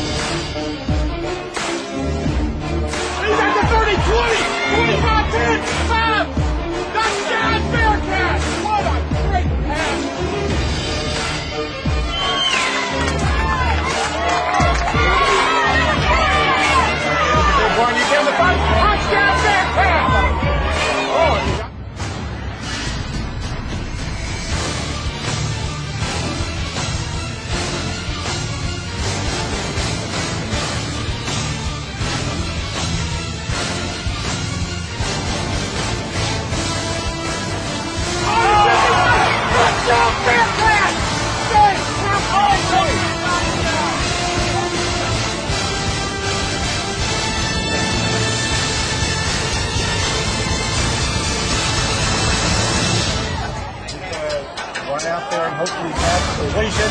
He's getting it very gently. Incomplete! Down to the 1 yard line. He might have touchdown Bearcat. Khalil Wilson, number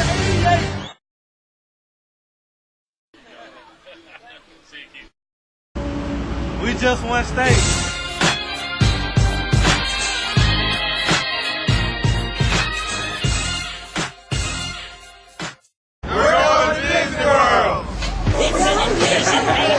It's an invasion, it's an invasion, It's tea time! it's an invasion, it's an invasion,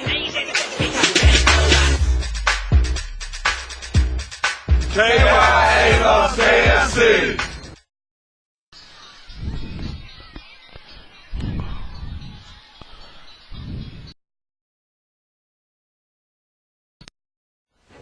This game is being streamed by 852FX on aha.com because of the Verizon 4G LTE hotspot. Thanks to the Verizon wireless connection, 852FX has streaming services where a landline will not reach. Now, 852FX offers streaming broadcasts as well as edited team videos and player profiles.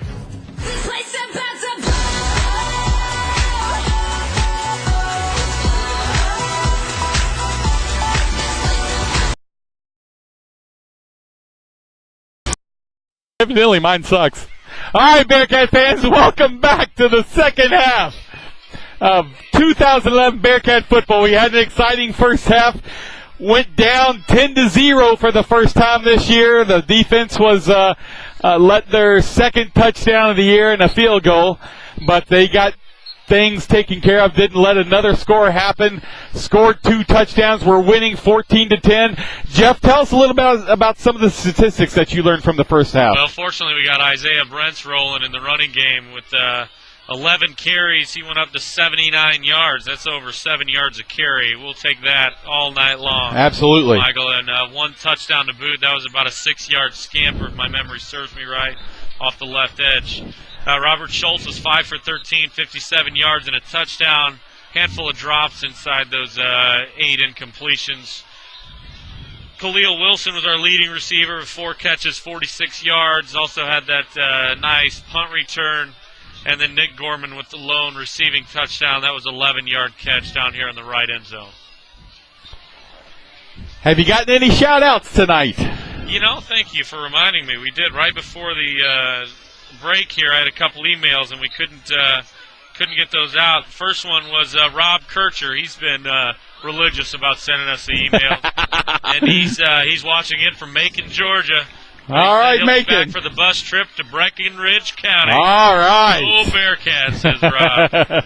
And then one other, watching from Connecticut. There we go. Big guy from David and Mark Holt Graves' grandparents, the Longs. David and Judy Long, sure. I had a shout-out to them last week. Well, they say they're watching every game from Watertown, Connecticut. We love those Bearcats. I'm sure Katie says hello to them. Yeah, that was great of them to send those emails. Keep them rolling. I know Mike Riscotti, Coach Riscotti's dad's not watching tonight. He's in Tampa with my beloved Tampa Bay Rays, watching, unfortunately, as a fan of the Red Sox. So, not sure what the score of the game is yet, but my team has gotten a little depleted from last year. We lost our best player out of Carl Crawford, but who went to the arch enemy, as far as I'm concerned, the Red Sox. Well, chances are you got a pretty good seat. Rays aren't packing them in down there. From my time down in Florida, they were giving those seats away. Which is too bad because they really put out a great product. Yes, they do. And you just can't, the location of the stadium doesn't help them.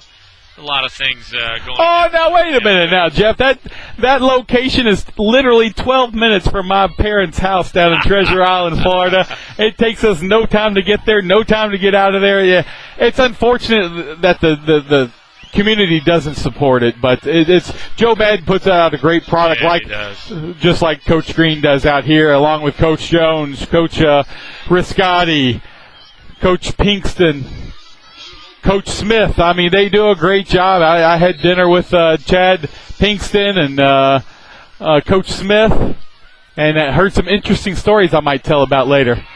Nice kick by David. He's going to be tackled just outside the 25-yard line. Looks like it's going to be placed around the 28-yard line. He took a little while to pick that ball up, Jeff. Yeah, it gave Gorman, Dalen Norris, and Isaiah Brents an opportunity to get downfield and get our man quick. No, Coach Pinkston does a great job with the off-season program as well. Not only is he a great O-line coach, but I like seeing those kids working hard in the weight room. Well, he ought to know about weights. He is a member of the 500 Club from U of L. He lifted 525 pounds for U of L. Just evidently incredible. Nice tackle right there by number 42, Nick Gorman. And number 68? That's Dalen Norris. Dalen Norris, who's gotten a lot of play time tonight. The unsung hero on that play was Ben Rice. He stuffed his lineman, forced that running back to dance to the outside, and there Nick Gorman was, the clean house, and then Dalen came from the inside as well. That's, once again, those D linemen, when they do their job like that, it makes the job of the linebacker so much easier. Oh, no gain on the play. 2nd and 10 for the Panthers. Ball's on the 28-yard line. Just the start of the second half. Just a little over 11 minutes left in the third quarter.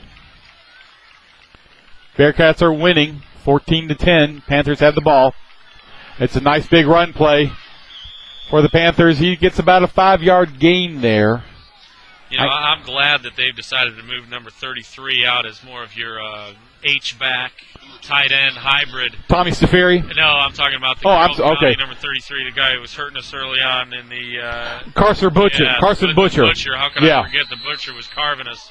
And, number 28 is a very fast runner, but he definitely does not pack the punch that Butcher brings. And, of course, now they put Butcher back in the eye. Yeah, thanks for jinxing us there, Holbrook. My gosh.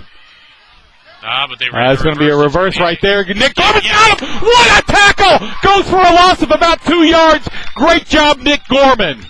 Read that counter play. He did. It's almost like he knew exactly where that play was going. See, now it did work out. I told him. He can hold 28. We'll tackle him. Absolutely. Got a loss of 2 yards right there. It's 4th down 5 for the Panthers. Back for the Bearcats, number 32, Keith Miller, and number 88, Khalil Wilson. Hopefully we'll be able to pick up some yardage on this. I'd like to see them pick it up and get a big gain. It's going to Khalil. He's out to the 45. He cuts it back. He's going across the field. He's got a lot of room. He's to the 40. He's to the 30. He's still going to the 20. To the 50. Take it to the house, Khalil. Touchdown, Bearcats. What a great run. Oh, no, a flag down. Oh, I didn't see the flag on the play there. I was watching some great hits. I did not see a block in the back, which is what number 42. I didn't either, Jeff. I tell you, we got an injured player on the field right there, so I'm sure we'll have a little bit of a break here in the action. But it's number 42 for Carroll County. That's Casey Breeden. He's a junior. But I didn't see anything. If anything, it to me looked like all the Bearcats were facing. There were some big hits over there. Isaiah Brents just laid somebody out. I don't know if that was 42 or not, but he had a big hit. Well, backside. When Khalil reverses field like that, it catches a lot of your Carroll County Cougars off guard, and they don't get turned around in time. Sometimes, your return team might block a little early, so it's possible. But let's go. Let's focus on the exciting run by Khalil, penalty or not. Wow! Exactly. Wow, where is this? Unbelievable night here. Beautiful run. But that penalty is going to be against the Bearcats holding. So it'll be first down for the Bearcats. Does take away the 7 points, but we still get to keep the ball. So that's going to take it back to the 50-yard line. And thank goodness Carroll County player. He's doing Carson. Or Casey Breeden's going to be fine. He's walking off on his own to the sideline. So you're glad to see that. Not too major of an injury, it looks like. Yeah, whenever they're walking off under their own power, that's a good sign. Well, it's going to put the ball right at the 48-yard line of the Bearcats. Be first and 10. 9.5 minutes left in the third quarter. Nice to see the Bearcats on defense stop Carroll County on that first series. We've got the ball. We can punch this in. We'll have a nice lead and hopefully grow it from there. You got Josh Spurrier in motion right there. Isaiah Brent's on the run. He's making a tough run out of it, but a nice gain out there, about 4 yards. It's going to be 2nd and 6 for the Bearcats. Ball's going to be on the other side. Placed just inside the 48-yard line. 2nd and 6. Isaiah took a lick right there. Somebody had his legs. Yeah, he did. Another guy popped him in the chest and knocked him backwards. But he's right back in the huddle. Absolutely. He's a tough player. Tough player. You got Keith Miller out to the far side. Josh Spurrier along with him. It's going to be given to Isaiah. He's running up there. He's almost to a first down, but he's about 2 yards short. So it's going to be about 3rd and 2 for the Bearcats. Tough running right there. He's got 8 yards out of those 2 runs. Khalil's coming back in. Josh Spurrier checks out. Be a little interesting call right here early in the second half. See what we do on short yardage here. You got Tommy Stafiri in the backfield along with Isaiah Brent. Run the ball here. Let's see if we stick with it. Nice tackle right there by Carroll County defense.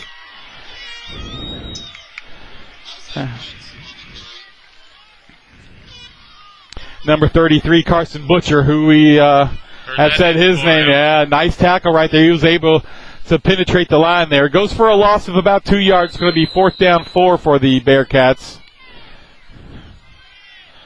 Schultz is back to punt the ball for the Bearcats. Over to the Panthers. Nice snap. Oh, beautiful punt. High. He's calling the fair catch. It's going to be down to about the 22-yard line of the Panthers. That was down by number 20, Dylan Craig of the Panthers. So it's going to be 1st and 10. Panthers take over with 7:36 left in the third quarter. Bearcats are winning 14-10. Well, it's a shame. Yeah, it'd been nice to punch that in on that first possession. Unfortunately, the holding goes against us, Jeff, but it was a fun run to watch. It was fun. Fun run to call, too. You can put that on the highlight reel. Absolutely. I'll talk to Mr. Stammerman over here. Nice run right there. Had him for like a short game, but he was able to get a couple more yards out of that. Looks like he got about 4 yards. It's going to be 2nd down 6.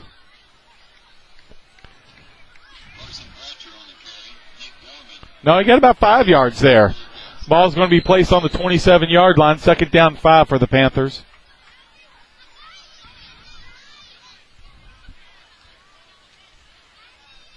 They've got 3 wideouts on each side. It's going to be a run. And it appears he's going to have a first down for the Panthers by number 43. I don't have his number in front of me, but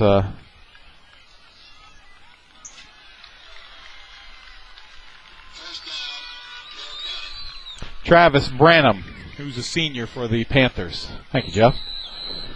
But ball's going to be placed on the 32-yard line, 1st down.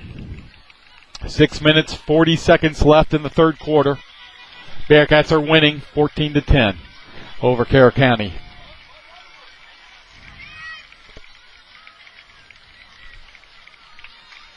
Ball's hiked to number 23. Nice tackle right there. Tommy Staferi, great tackle. Might have gone for a loss right there, Jeff. It did, for about a 2-yard loss. Great defensive adjustment to that motion right there. They bumped over. Tommy Staferi stepped right up, met number 28. Nice anticipation. Need to get 28's name. Haven't been showing him any love. He's had a good game. If I could find 28, Sean Ems, thank you. Number 28. He's a good little back. He's a junior. Definitely not the power of the Butcher. There comes That's that going to be counter another again. counter. A nice way to receive that one. Good job. A host of Bearcats in there. Yeah, you've got Benny Fortney in there. You've got Ben Rice, I believe, wasn't it? And sure, Dalen Norris. Dalen Norris, yep. I'm glad to see he has one thing. Coach, and I said earlier, Coach Green made mention that Dalen really had to step up in this game, and he has responded. Did you realize that's your halftime guest nephew right there? That's Coach Mason. I did not know that. And our good friend over here, the other Coach Mayoni Sr., as otherwise known, Pops. That's right. That's his grandson. And it's going to be a pass by Carroll County. He's wide open, but it's going to be dropped. Incomplete pass, thank goodness, because it was a nice pass in his hands. Yeah, that's a nice route. Their wide receiver went short. Our corner bit on that, and then the next back, the twin back, H-back, whatever you want to call it, ran a flag. Well, nice job. You had the defensive play by Khalil Wilson, number 88, and 89, Josh Spurrier. So Panthers are in to punt. Nice snap. It's up. It's going to Khalil. He's going to catch it, fumble, and he's going to down the ball right there on the 43-yard line. It's going to be 1st and 10 for the Bearcats. A little bit of a scare. He's not been able to hold on to that ball on the kick, the punts for some reason. I know he injured his thumb a little earlier this week in practice, but well, after that last return, I don't think I ought to kick it. Don't say that, please, because we would like to have him kick it to him, and I'm sure everybody else watching wants to see him kick it out there to him. But waiting the offense to come back out here on the field. 4 minutes, 56 seconds left in the third quarter. Bearcats are leading 14-10 over Carroll County. Certainly do appreciate you joining us tonight out there in Bearcat Nation. Roberts back to pass. He's got a little rush on. He's going to overthrow, unfortunately. Was that Khalil Wilson, number 88? Thank you. Good play action fake there. It was nice. He had a rush against them. Those defenders on Carroll County side, and up the middle, they come and rush you. They're quick about it. We got an injury timeout right now. Number 88, Khalil Wilson. I'm not sure I saw anything happen there. Maybe he's got a little bit of a muscle spasm. Well, he's been on the field an awful lot and done a lot of running tonight. It looks like a cramp. All right, we're going to take a break with 4 minutes, 50 seconds left. Bearcats are winning 14-10. More Bearcat football in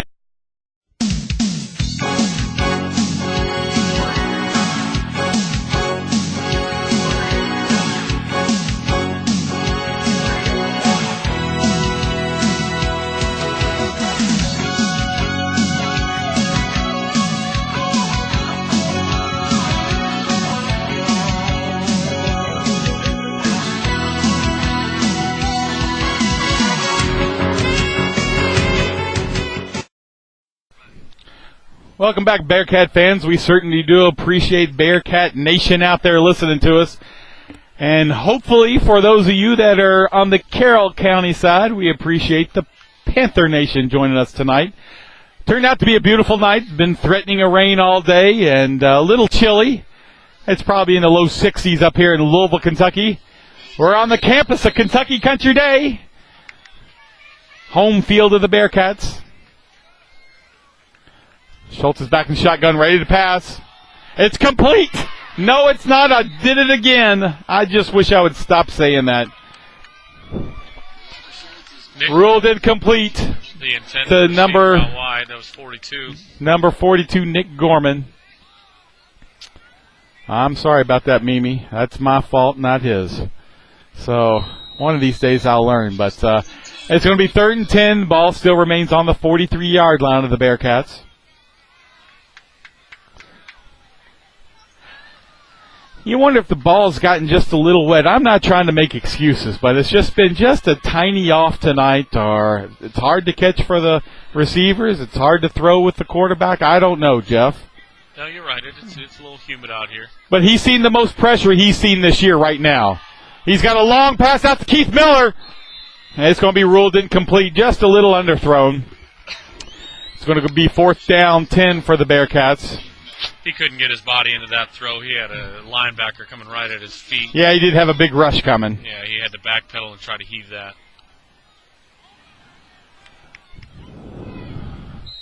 Four minutes, 41 seconds left in the third quarter. Oh, we have a score. Tampa is leading bottom of the 6-2 over Boston Red Sox. I am sorry, Mr. Riscotti. Beautiful punt by Robert Schultz. All the way back to the 10, inside the 10-yard line, down at the 11-yard line. What a beautiful punt by Robert Schultz. Wow. He got that thing turned over. Coach Beam would be happy. 52-yard kick by Robert Schultz. 4:31 left in the third quarter. Panthers are taking the ball over on their own 6-yard line. Boy, that really gets you out of a hole, or puts them in a hole. It puts them in a deep hole. That's an outstanding kick. Anytime you can pin an opposing team inside the 10-yard line, you're setting your defense up for success. Absolutely. Puts a little pressure on the offense. It's going to be a run play up the middle. There's the butcher.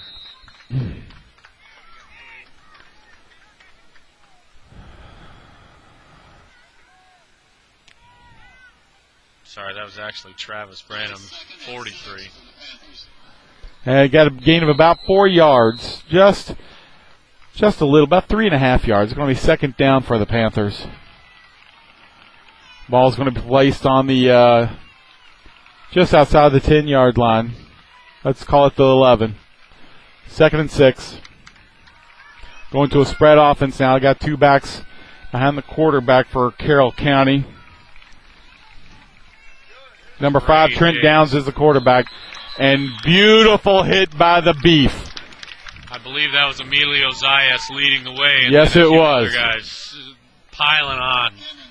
Hadn't seen that pursuit as much this game, so it's good to see everybody jump. Yeah, absolutely. Good to see Cam Sample in there on that tackle as well. I mean, you get a big guy coming up from behind the line and pushing those guys forward. He's just a real strong young man that does a nice job. Hustles his behind off. So got 2 wide outs to the far side, 1 lone over here to the close side of us on the home side. That's going to be another handoff. He's going out to the side. He's going through Nick Gorman. He's got a big run. He's going to be tackled by number 88, Khalil Wilson, forced out of bounds. About the 34-yard line. It's going to be a first down for the Panthers.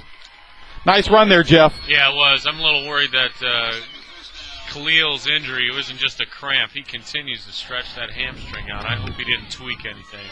Well, you could see Coach Green asked him. He wasn't letting him out on the field until he said something to Khalil. I'm assuming are you okay? And now you can see Khalil Wilson out there stretching his leg, putting that toe up to the sky, make sure he's not going to pull a muscle. But it's going to be another reverse. Play. Yeah, it does. Dalen Norris, nice job, Dalen. That was. Scraping down as an inside linebacker, and then he got a little help from Emilio. Or no, that's Denny Fortney. About a 3.5, let's call it almost 4. 2nd down 6 for the Panthers. Ball's just outside the 37-yard line. 2:30 left in the third quarter. No score this second half, but the Bearcats are still winning 14-10 over Carroll County. It's going to be a handoff up the middle. Uh-oh. He's got a big hole there. Khalil nice Wilson. Stick. Nice tackle, and Nick Gorman, number 42. It's going to be good for a first down. It's going to place the ball 45-yard line. I don't know. Are we getting a little tired there? They're creating a lot of gaps on the offensive side. Well, it's been a while. Our defensive line had really just stuffed them the last quarter and a half of play, and there's some life now in Carroll County. They've found a little bit. No, it's going to be 1st and 10. 2 minutes left in the third quarter. Panthers are moving. You can hear the crowd chanting downstairs, defense. We got to get this defense going. Almost had a sack right there. Nice pass. Cam Sample's going to force him out of bounds about the 45-yard line of the Bearcats. Nice little play there. Screen play by number 5, Trent Downs of the Panthers. Ben Rice put the pressure on and forced the quarterback to ski-daddle around the corner, but he did a nice job of dumping that off. Yeah, he did. Ball's on the 43-yard line. 1.5 left in the third quarter. 1st and 10 Panthers. Panthers on the move. Hopefully we can stop him. This would be the last series for him. I'm wishful thinking. And that's going to be offsides against the Bearcats. So, unfortunately, Michael Stalker there. A little bit of a miscue. So, that's going to be 5 yards against the Bearcats. So, maybe first down 5 for the Panthers. A little bit of the mental mistakes we saw in the first beginning of the first half, Jeff. You're exactly right. Let's hope we can turn it on like we did. Ball's now on the 38-yard line of the Bearcats. 1st and 5. Short distance for their next first down, but good pursuit out there. Great hit. I can't tell who the host of Bearcats. Sample with the big hit right there. Nice job by Cameron. He hit him head on. Once again, team defense, the key to that play. Nick Gorman forces that play inside, and Cam Sample just scraping down as that inside backer. He only got a gain of 1 yard right there. I'm surprised he got that, but nice tackle. 2nd down. Quick hitter. Nice. Nice play by Carroll County. Got some good yardage there. It's going to be up around the 27-yard line. It's going to be first down for the Panthers. Gorman and Wilson combined on that play.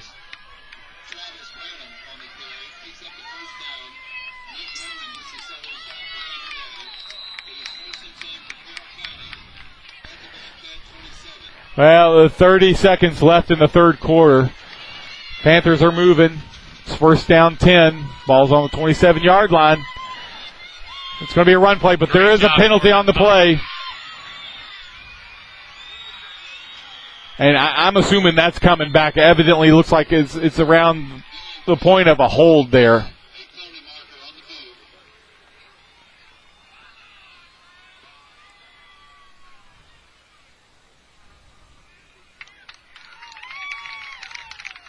It is going against the Panthers. I'm not quite sure what that signal was. Are you, Jeff?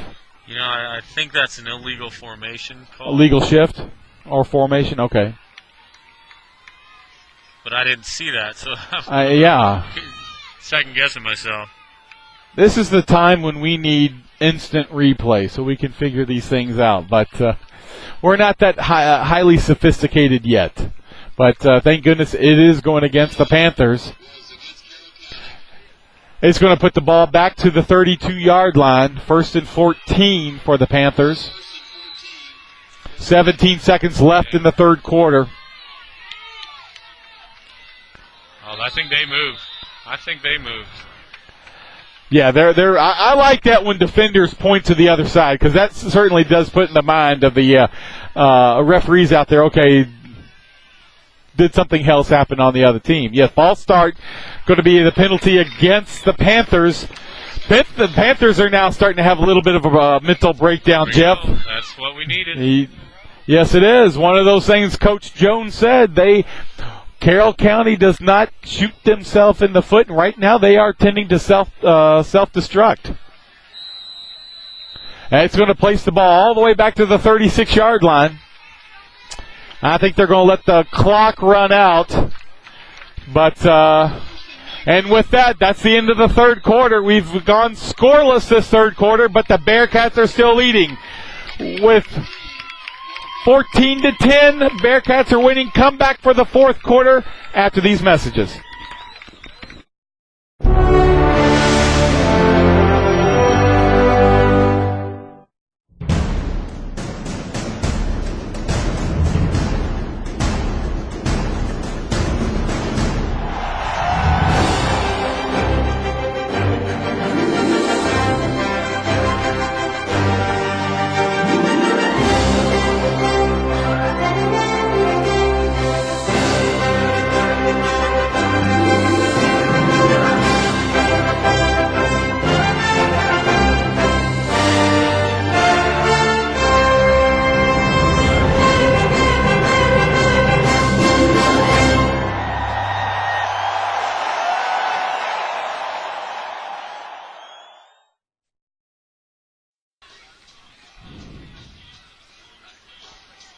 Welcome back, Bearcat fans, for the start of the fourth quarter. Bearcats are winning 14-10 over Carroll County. Certainly do appreciate Bearcat Nation joining us again for another exciting week of football. And this has really become a very exciting game, unlike all the first three. Yeah, we got crunch time here. We're fourth quarter, meaningful football. Anxious to see what kind of Bearcat team finishes off this fourth quarter. Yeah, this has been a little closer than I expected, but it's going to go for a completion. Touchdown, Carroll County to number 20, Dylan Craig. Panthers are going to take the lead now. Yeah, he was open on that earlier in the game. Ran that short route by the wide receiver, and the H-back just ran a flag. Our corner jumped up on the short route, went over top of him. Beautiful pass. I mean, it was right on the money. He was in full stride and just did not have to slow down, did not have to speed up, just perfect.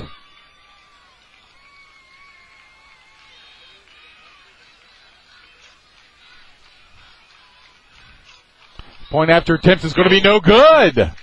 Well, that's interesting. Absolutely it is. I don't have a number for number 40. I don't know if I'm overlooking the kicker for Carroll County or not, but I do not see a number 40. So I apologize, number 40. I don't see your number. But interesting right now. I tell you now, all we need, worst comes to worst, Jeff, is just a field goal. But we're going to be back after these messages with more Bearcat football.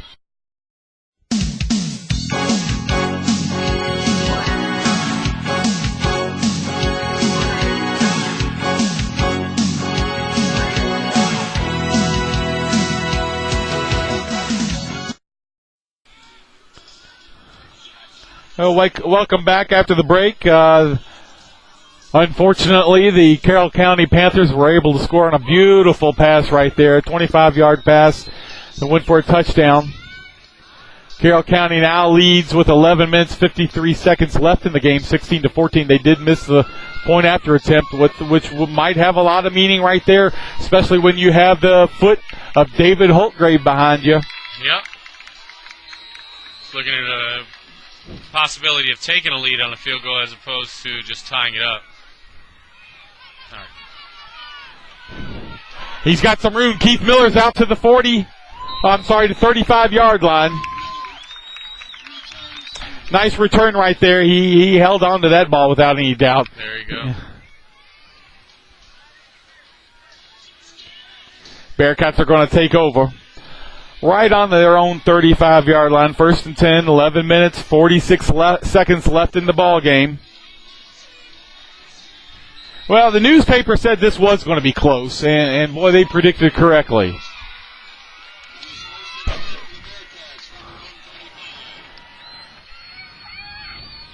Got two wideouts to the far side. You got Tommy Stafari and Isaiah Brents behind Robert Schultz, who's under center. It's going to be a pass. It's going to be complete. Nice little screen to Tommy Stafari. He's out to the 45. Probably going to be marked around the 46-yard line, almost the 47. Nice first down. Let's get a little momentum right there, Jeff. Yeah, Robert did a nice job of just taking what the defense gave him, dump it into the flats, and let Tommy take it. Tommy made a couple nice moves. Yes, he did. Nice quick moves there. I like seeing that little screen. That's one of the things Coach Rascotti said we're going to see a lot of tonight. And truthfully, I haven't seen too terribly much of it, as much as I was anticipating. But the ball's going to be marked on the 46-yard line of the Bearcats with 11 minutes, 15 seconds left in the fourth quarter. Got Keith Miller and Josh Spurrier out to this close side here. It's going to be a run, though. He's going to get about 4 yards. I guess that's Isaiah Brents. He did with the push of the pile. He got another 3 or 4 yards right there. Yeah, Bearcats got a break. Somebody from Carroll County came into that pile from the wrong end. Really? I'm not kidding you. And he just lambasted that pile, knocked him ahead 4 yards.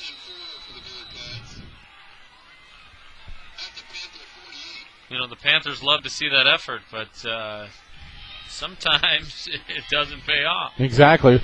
Number 42, Nick Gorman's going to check out. Number 81, Travis Abrams, going to check in, who's freshman.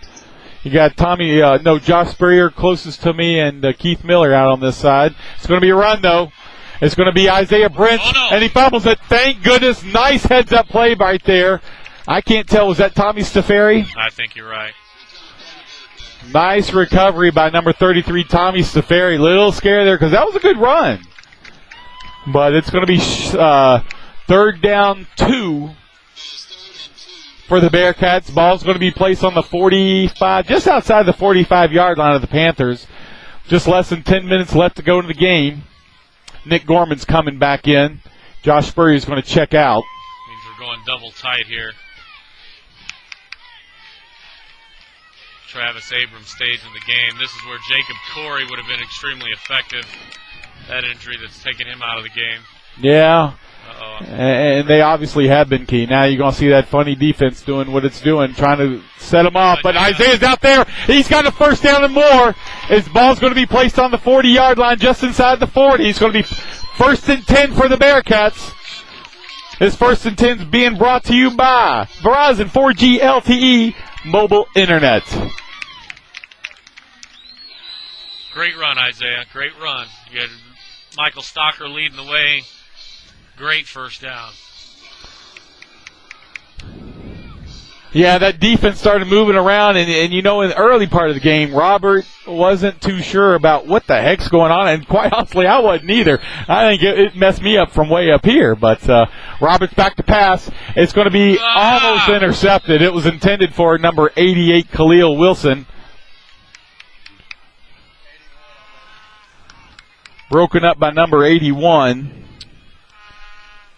Nick Carroll was close to intercepting it, but it was the coverage of number 28, Tyshawn Ems, that created the havoc on that play. He was all over Khalil. Tyshawn's a junior for Carroll County.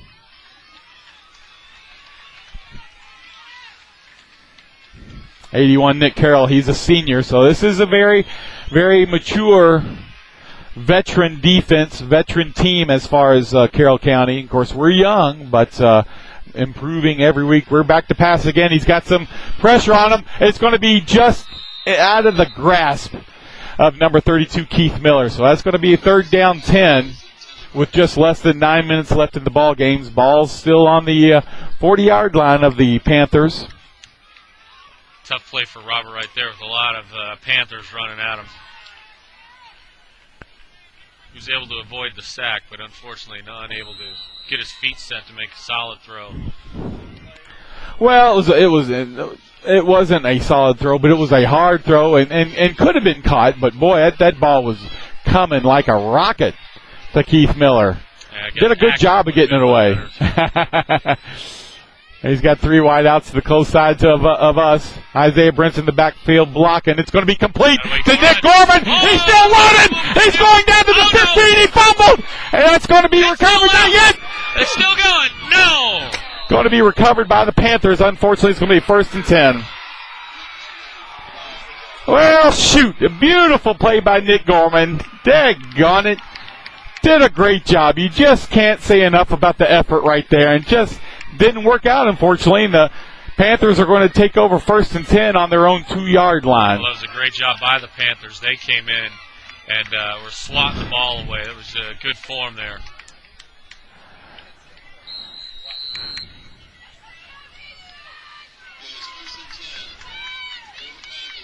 Well, they are in a hole, but we're down 16-14 to Carroll County. 8 minutes, 45 seconds left. Nice run by Carroll County right there. Gets the ball about the 9-yard line. It's going to be 2nd down. Got a gain of about 5, almost 6 yards. So it's going to be 2nd down 5 for the Panthers. There is an official timeout. Fullback Travis Branham goes down quickly, but he's back up. Okay, there was a player injury. Yeah, it's number 43, Travis Branham, who's a senior. He's got to come off the field now since he was down for a minute and play was called. So it's 2nd down 5, ball's placed on the 9-yard line of the Panthers. 8 minutes, 34 seconds left in the ball game. Bearcats are down 16-14 to Carroll County. And you almost know for certain, Jeff, they're going to run the ball. They're trying to play with the clock now. I know they have the spread offense here, but I find it hard to believe they're going to pass, and they're not. Butcher out there goes for a good gain. Almost 5 yards right there for another 1st down, but I think he's just short by about a yard. So it's going to be 3rd down short for the Panthers.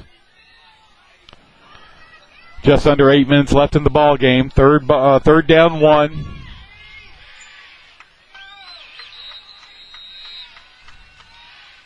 Ball's on the 12-yard line.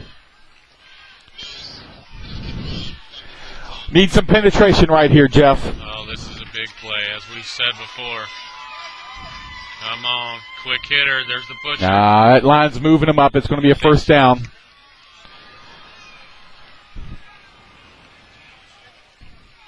Well, the game's not over yet. I mean, there's a lot of time, 7.5 minutes left in this ball game, but you really would like to see a stop here. A little bit of a letdown. You were moving the ball. You had the ball inside the 5-yard line, and unfortunately just had a turnover. So just don't want to see a home run here. No, let's get them to punt. That's the last time we'll give them the 1st down, and then that'll give us plenty of time. It's going to be another run right up the middle, but they're able to stop it. Number 68. That's Dalen Norris. Dalen Norris, that's right.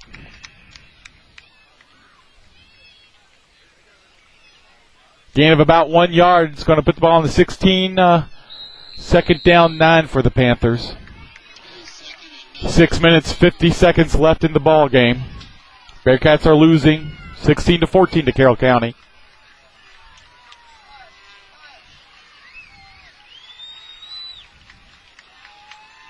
It's going to the outside. Nice tackle, and he's still up but going.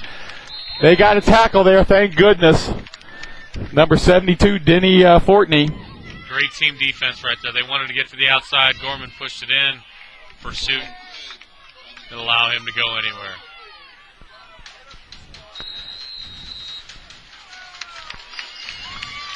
Gain of about 2 yards. Looks like it's going to be third down 7. 6 minutes left in the ball game. Bearcat crowd making some noise. They realize the importance. Here comes that counter. He's got him right there. No, he's still moving, but he's going to be tackled by number 60. That's Michael Stalker.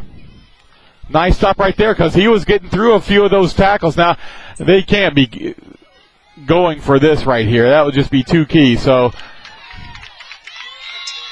we've got number 88, Khalil Wilson, and number 32, Keith Miller, back to receive the punt for the Bearcats. It's fourth down 4 with 5 minutes, 20 seconds left in the ball game.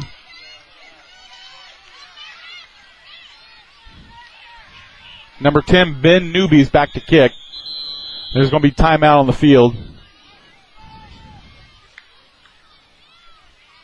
It's going to be timeout Panthers. So with that, folks, we're going to take a quick break. We'll be back with 5 minutes, 15 seconds left. Panthers 16, Bearcats 14. You're watching a live broadcast on IHA by 852 FX. Be ready, ball in, game on.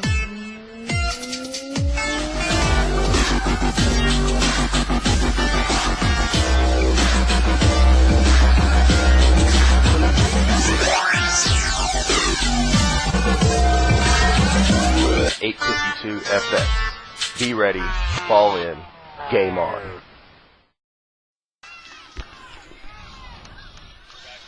Welcome back, Bearcat Nation. 5 minutes, 15 seconds left in the ball game. Bearcats are down to Carroll County, 16-14. This broadcast is being brought to you by 852 FX Sports Video and Live Streaming and iHigh.com. Don't forget Kevin Stammerman. Any videotaping you need for your kids playing sports, he does a great job out here. Get out of the way. Khalil Wilson's going to let that drop. It's going to be marked about the 36-yard line of the Bearcats. 5 minutes left. It's going to be 1st and 10, Bearcats. This first down is being brought to you by Verizon 4G LTE mobile internet. Have we got any more shout-outs, Jeff? No, we haven't gotten one in a while. Oh, my gosh, I'm disappointed. They're too focused on the game. Is nobody listening to us anymore? I get a little concerned. Am I that bad, or is it really what I think, my color person? There you go, right. I've got a face for television. You've got one for radio. That's right. The Bearcats get this ball inside the 20. I think that'd be a safe bet. So we're looking at about a 45-yard drive. Should put us in position to. There we got a penalty right there. That young man was riding all over Tommy Stafari's back. It was close, but needless to say, I'm happy he called it. I truthfully thought he made a good play on the ball. Yeah, as a former defensive back coach, I say keep playing like that. Now, as a former receiver coach, I'm complaining to the official that that's interference. So, well, that's good football right there. That's one. I think so too. So we'll take the break. Yes. Call came over on the side of the Bearcats, so that tends to help a little bit as well. But I think that was a bad call. Well, and this is a situation where the pass interference kills you in high school football. In the NFL, it's a spot foul, so you get an 8-yard penalty here. That's a 15-yarder. So all of a sudden, the Bearcats move into their own territory. We're within, 30 yards of being in field goal range. Absolutely. 5 minutes left in the ball game, folks. Bearcats are down 16-14. Ball's placed on the 48-yard line of the Panthers. 1st and 10. Schultz is under center. It's going to be pass. He's got a man open, and he's going to overthrow him just a little bit again. Intended for number 32, Keith Miller. Good coverage by Evan Melford out there.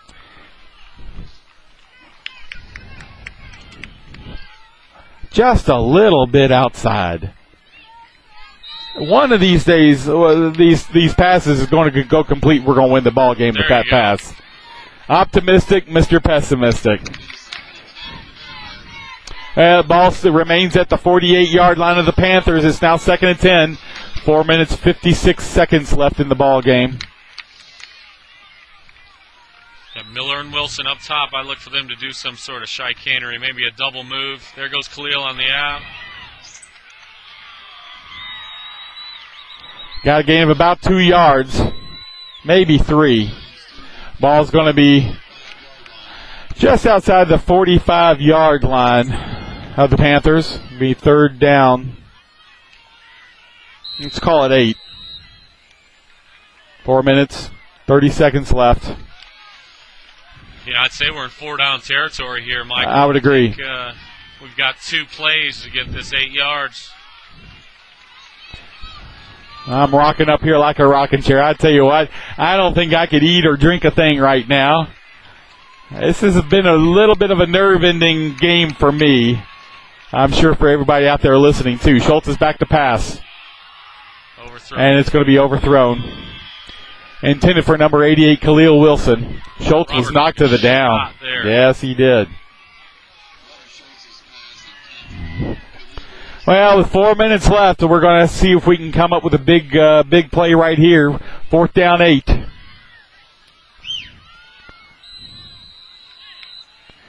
Roberts come over the sidelines, consult with Coach Riscotti what the play is going to be here. Tough decision, with 4:04. Yes. Do you pin him down if you can get Roberts' little pooch kick to get him inside the 10? Might not be a bad play. We got Coach Jones over here to the side. I can hear him get the defense ready. We got to stop them, so I can see Coach Herrick down there getting the guys ready. If we don't get this, not a great snap. He's going to punt it. Go roll, baby. Not much of a roll there, but the ball's going to be inside the 25-yard line. Down around the 23. It's going to be 1st and 10 for Carroll County. 3 minutes, 55 seconds left in the ball game. We are down 16-14. Stand by. We're going to take a few messages, take a break, go grab a drink. Maybe we're not. I would love a drink. Would somebody out there get me something? I am thirsty. I'm sure Mimi would help me if she was up here, but hopefully we can get a big break right here, folks. Hate to see us get beat for the first time on our own turf. It's going to be a run play. I'd be surprised if they passed a single ball, but he's got a gain of about 2 yards there. It's going to be 2nd and 8 for the Panthers. 3 minutes, 46 seconds left in the ball game. Dalen Norris and Isaiah Brents combine on that tackle. Again, big crowd tonight. A pretty night. It was threatening rain. It's been raining up here in Louisville, Kentucky all week. We're on the campus of Kentucky Country Day in Louisville, Kentucky. But it's been cloudy. You've had the Tropical Storm Lee that's been hitting us. That hopefully everybody down there in Louisiana is okay from that storm that came out of nowhere. But it's turned out to be a really pretty night. Oh, big run right there. Butcher with a big run. It's going to be a 1st down, gain of about 7-8 yards. He almost snuck through there. Nick Gorman holding on for dear life. Yeah, he almost did break that, and that would have just been the end of the ball game, truthfully, right there. But the ball's going to be placed on the 36-yard line, 1st and 10. 3 minutes and counting left in the ball game. Panthers do have the ball.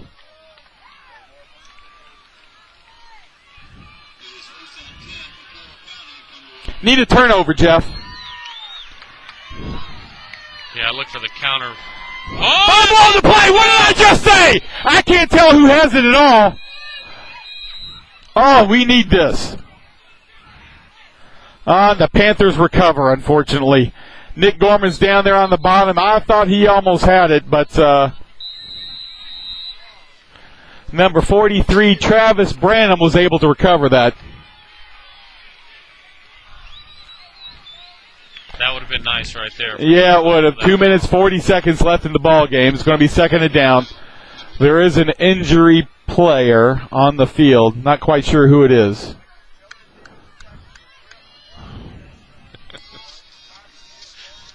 It's going to be Branham, number 43. I think so. But ball remains on the 36-yard line. It's going to be second and down. 2 minutes and 40 seconds left in the ball game. Almost had fumble there, but unfortunately recovered by the Panthers. I brought a sweater tonight, but I'll tell you what, I could almost wear a jacket right now. Yeah, I slipped mine on there at the last break. Well, you can hear the crowd down below us getting behind the Bearcats, trying to rouse them up and get them going.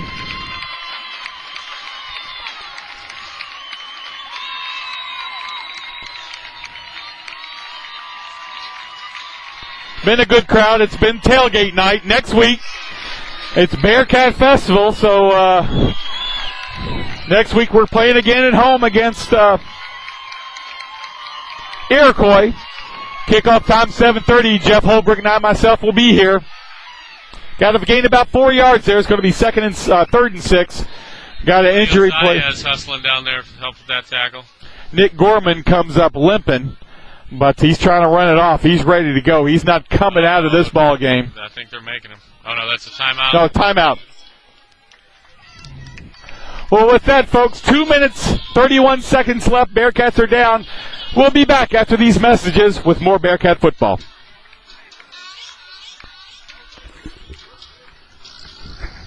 Five.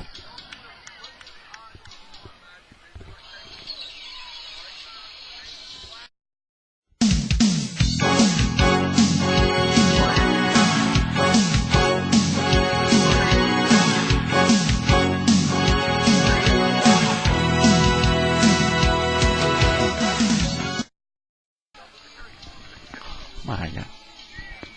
All right, Bearcat Nation. 2 minutes, 31 seconds left. Bearcats are down 16-14. Panthers have the ball on their own 40-yard line. Third down, 6. Oh, right. Under the lights. That's right. Big play right here.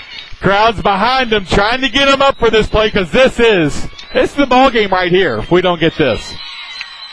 There's the butcher. He's got him! He's got him held up there. It's going to be short. He's short of about 2 or 3 yards, Jeff. Big play right there. Now let's see what the Bearcats are made of. It's going to be timeout. Coach Green's almost out to the hash mark, calling that timeout, trying to get that clock to stop. He wasn't too happy about that. I'm sure Dr. Green and Miss Green down in Rome, Georgia, aren't too happy with seeing their son out there yelling at the referee. But 3 seconds is an eternity of this type of, when your blood's boiling like that. I believe that was the last time out for the Bearcats. Certainly don't want to forget Coach Green's sister, Debbie Ely, as well. I hope y'all are enjoying the broadcast. That's right. Mr. Stammerman, our cameraman, says we need some Mimi luck, and I would happen to agree with that. Bring that one of those dolls from the French Quarter down here and put it against the Panthers. We need some voodoo against the Panthers. We need a big play right here. Back to receive the punts, number 32, Keith Miller, number 88, Khalil Wilson. Big run back would be here. I'd like to see Khalil come back with another home run. That was called back earlier. They're going to kick it, and Keith's not going to take it, but it's going to roll all the way to 15 inside the 15-yard line, about the 14-yard line. Shucks. Sometimes you got to catch those balls, especially when you got 2 minutes left in the ball game. We got a long way to go, and a short time to get there. Don Meredith, I don't need you singing to me, okay? I was thinking Todd Snyder last week with our headmaster. That's right. Of course, I was trying to promote Todd Snyder coming to the Art Center here at KCD. There you go. Well, I'm trying to promote Robert being our bandit, taking us 85 yards in 2 minutes and 7 seconds. A lot of activities going on here at KCD. Also by Matt Kircher. He's fired up. That's a good senior leader right there. He's taking his offense out. He's setting the tone. Love Absolutely. to see that right there. Absolutely. Don't forget, folks, next week, 7:30, we come online at 7:15. Coach Green pregame show right then, and then we'll be ready for Iroquois game. It's caught! Oh, Tommy! It's Tommy Stafiri out to the side. Great catch, big run. Gets the ball out of bounds, which is key. 2 minutes left. That Great takes job the ball by all the Tommy. way out to the 32-yard line. 1st and 10 Bearcats. This 1st and 10 is brought to you by Verizon. 4G LTE mobile internet. Exactly 2 minutes left. Ball's placed on the 32-yard line. 1st and 10 Bearcats. We're down 16-14. We're about 50 yards from a safe field goal distance. It's going to be passed. He's being rushed. Throw it away. Get rid of it. It's going to be almost intercepted. Intended for number 88, Khalil Wilson. That was a little bit of a gutsy play. I don't know if I would suggest him to do that again. Crowd's wanting pass interference, but I truthfully, I thought that was a good play again. Yeah, you're always begging for something at this kind of stage of the game. It's now 2nd down, and we definitely are in 4-down territory.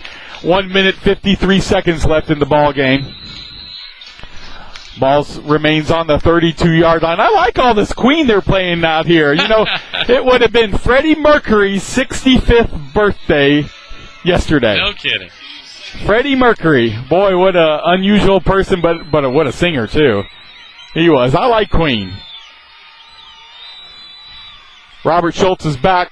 He's ready to pass again. Great protection. It's going to be incomplete.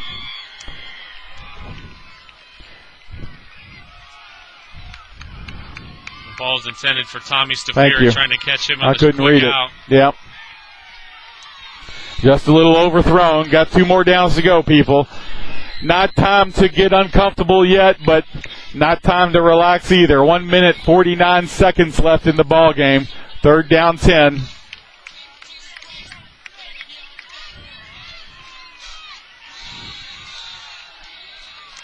Two wide outs closest to me. Tommy Stafiri, number 33, and number 32, Keith Miller. Khalil Wilson's out to the far.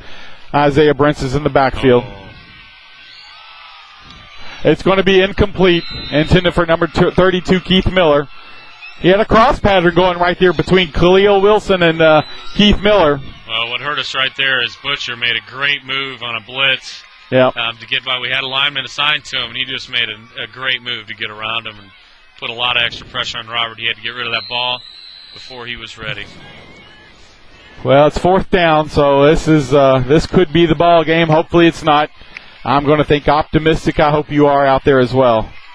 4th down, 10 yards to go. 1 minute, 44 seconds left. Robert Schultz is in the shotgun position. Isaiah Brents is back there with him as a lone back. Waiting for the snap. Gets a good snap. He's going to pass it. It's going to be complete to Khalil. He's out there going to first down more. He's gone. He's out to the 45-yard line of the Panthers. 1 minute, 35 seconds left. Great job, Khalil. Great throw right there. Robert Beautiful Schultz throw. Drove it in at about a 12-yard curl. He got the first down, kept his legs going. We're in the hurry-up offense now. Keith Miller's right here next to us, closest to us up top. You got Tommy Stafiri. It's going to be complete, but he's not going to get out of bounds, or is he going to? No, it's complete. It's complete. Clock's still running. All right. Minute 20. Ball's going to be marked on the 40-yard line. It's 2nd down. Let's call it 5 yards to go. About 20 more yards to pick up. We just need 2 more completions, Jeff, and we should have this game underhand. Roberts back to pass. He's in shotgun. He's running out to the side. It's going to be complete. Oh, just dropped. Clock's still running. That was intended for number 88, Khalil Wilson. A little surprised there. Sometimes you get a little home field advantage with the clock, but unfortunately we didn't get too much of a home field advantage there, Jeff. Yeah, we're all human. You know what? I see some people yelling at our clock operator. That guy busts his tail.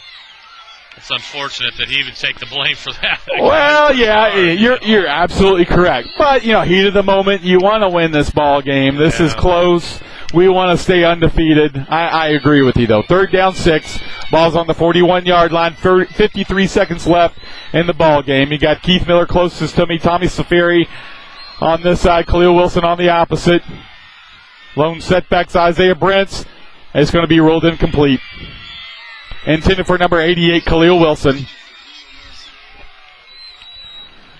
4th down, 6. 49 seconds left in the ball game. Hey, we did it last time. Absolutely. I appreciate Mr. Optimistic coming out now.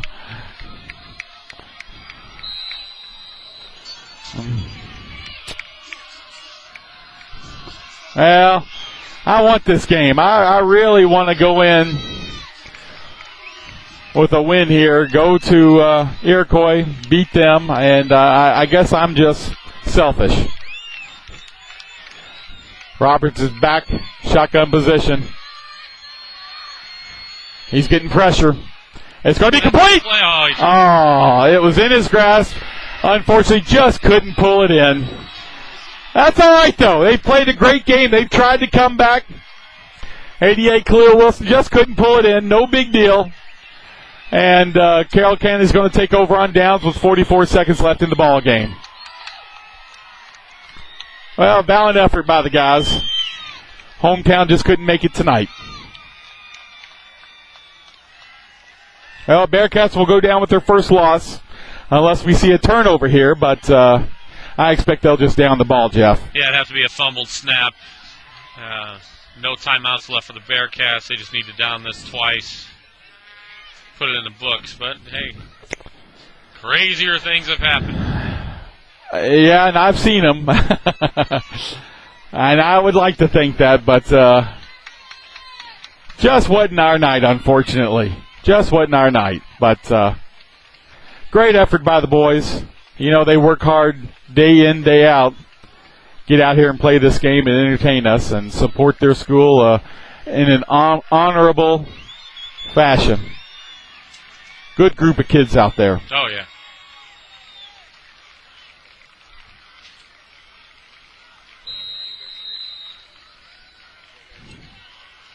Panthers take victory formation. Just under 40 seconds left in the ball game. Panthers are winning 16-14. Good to see the boys on our side. Go over there and congratulate them. Good, and I mean it. They are a good group of kids. Though. Yeah. But you like to see the good sportsmanship.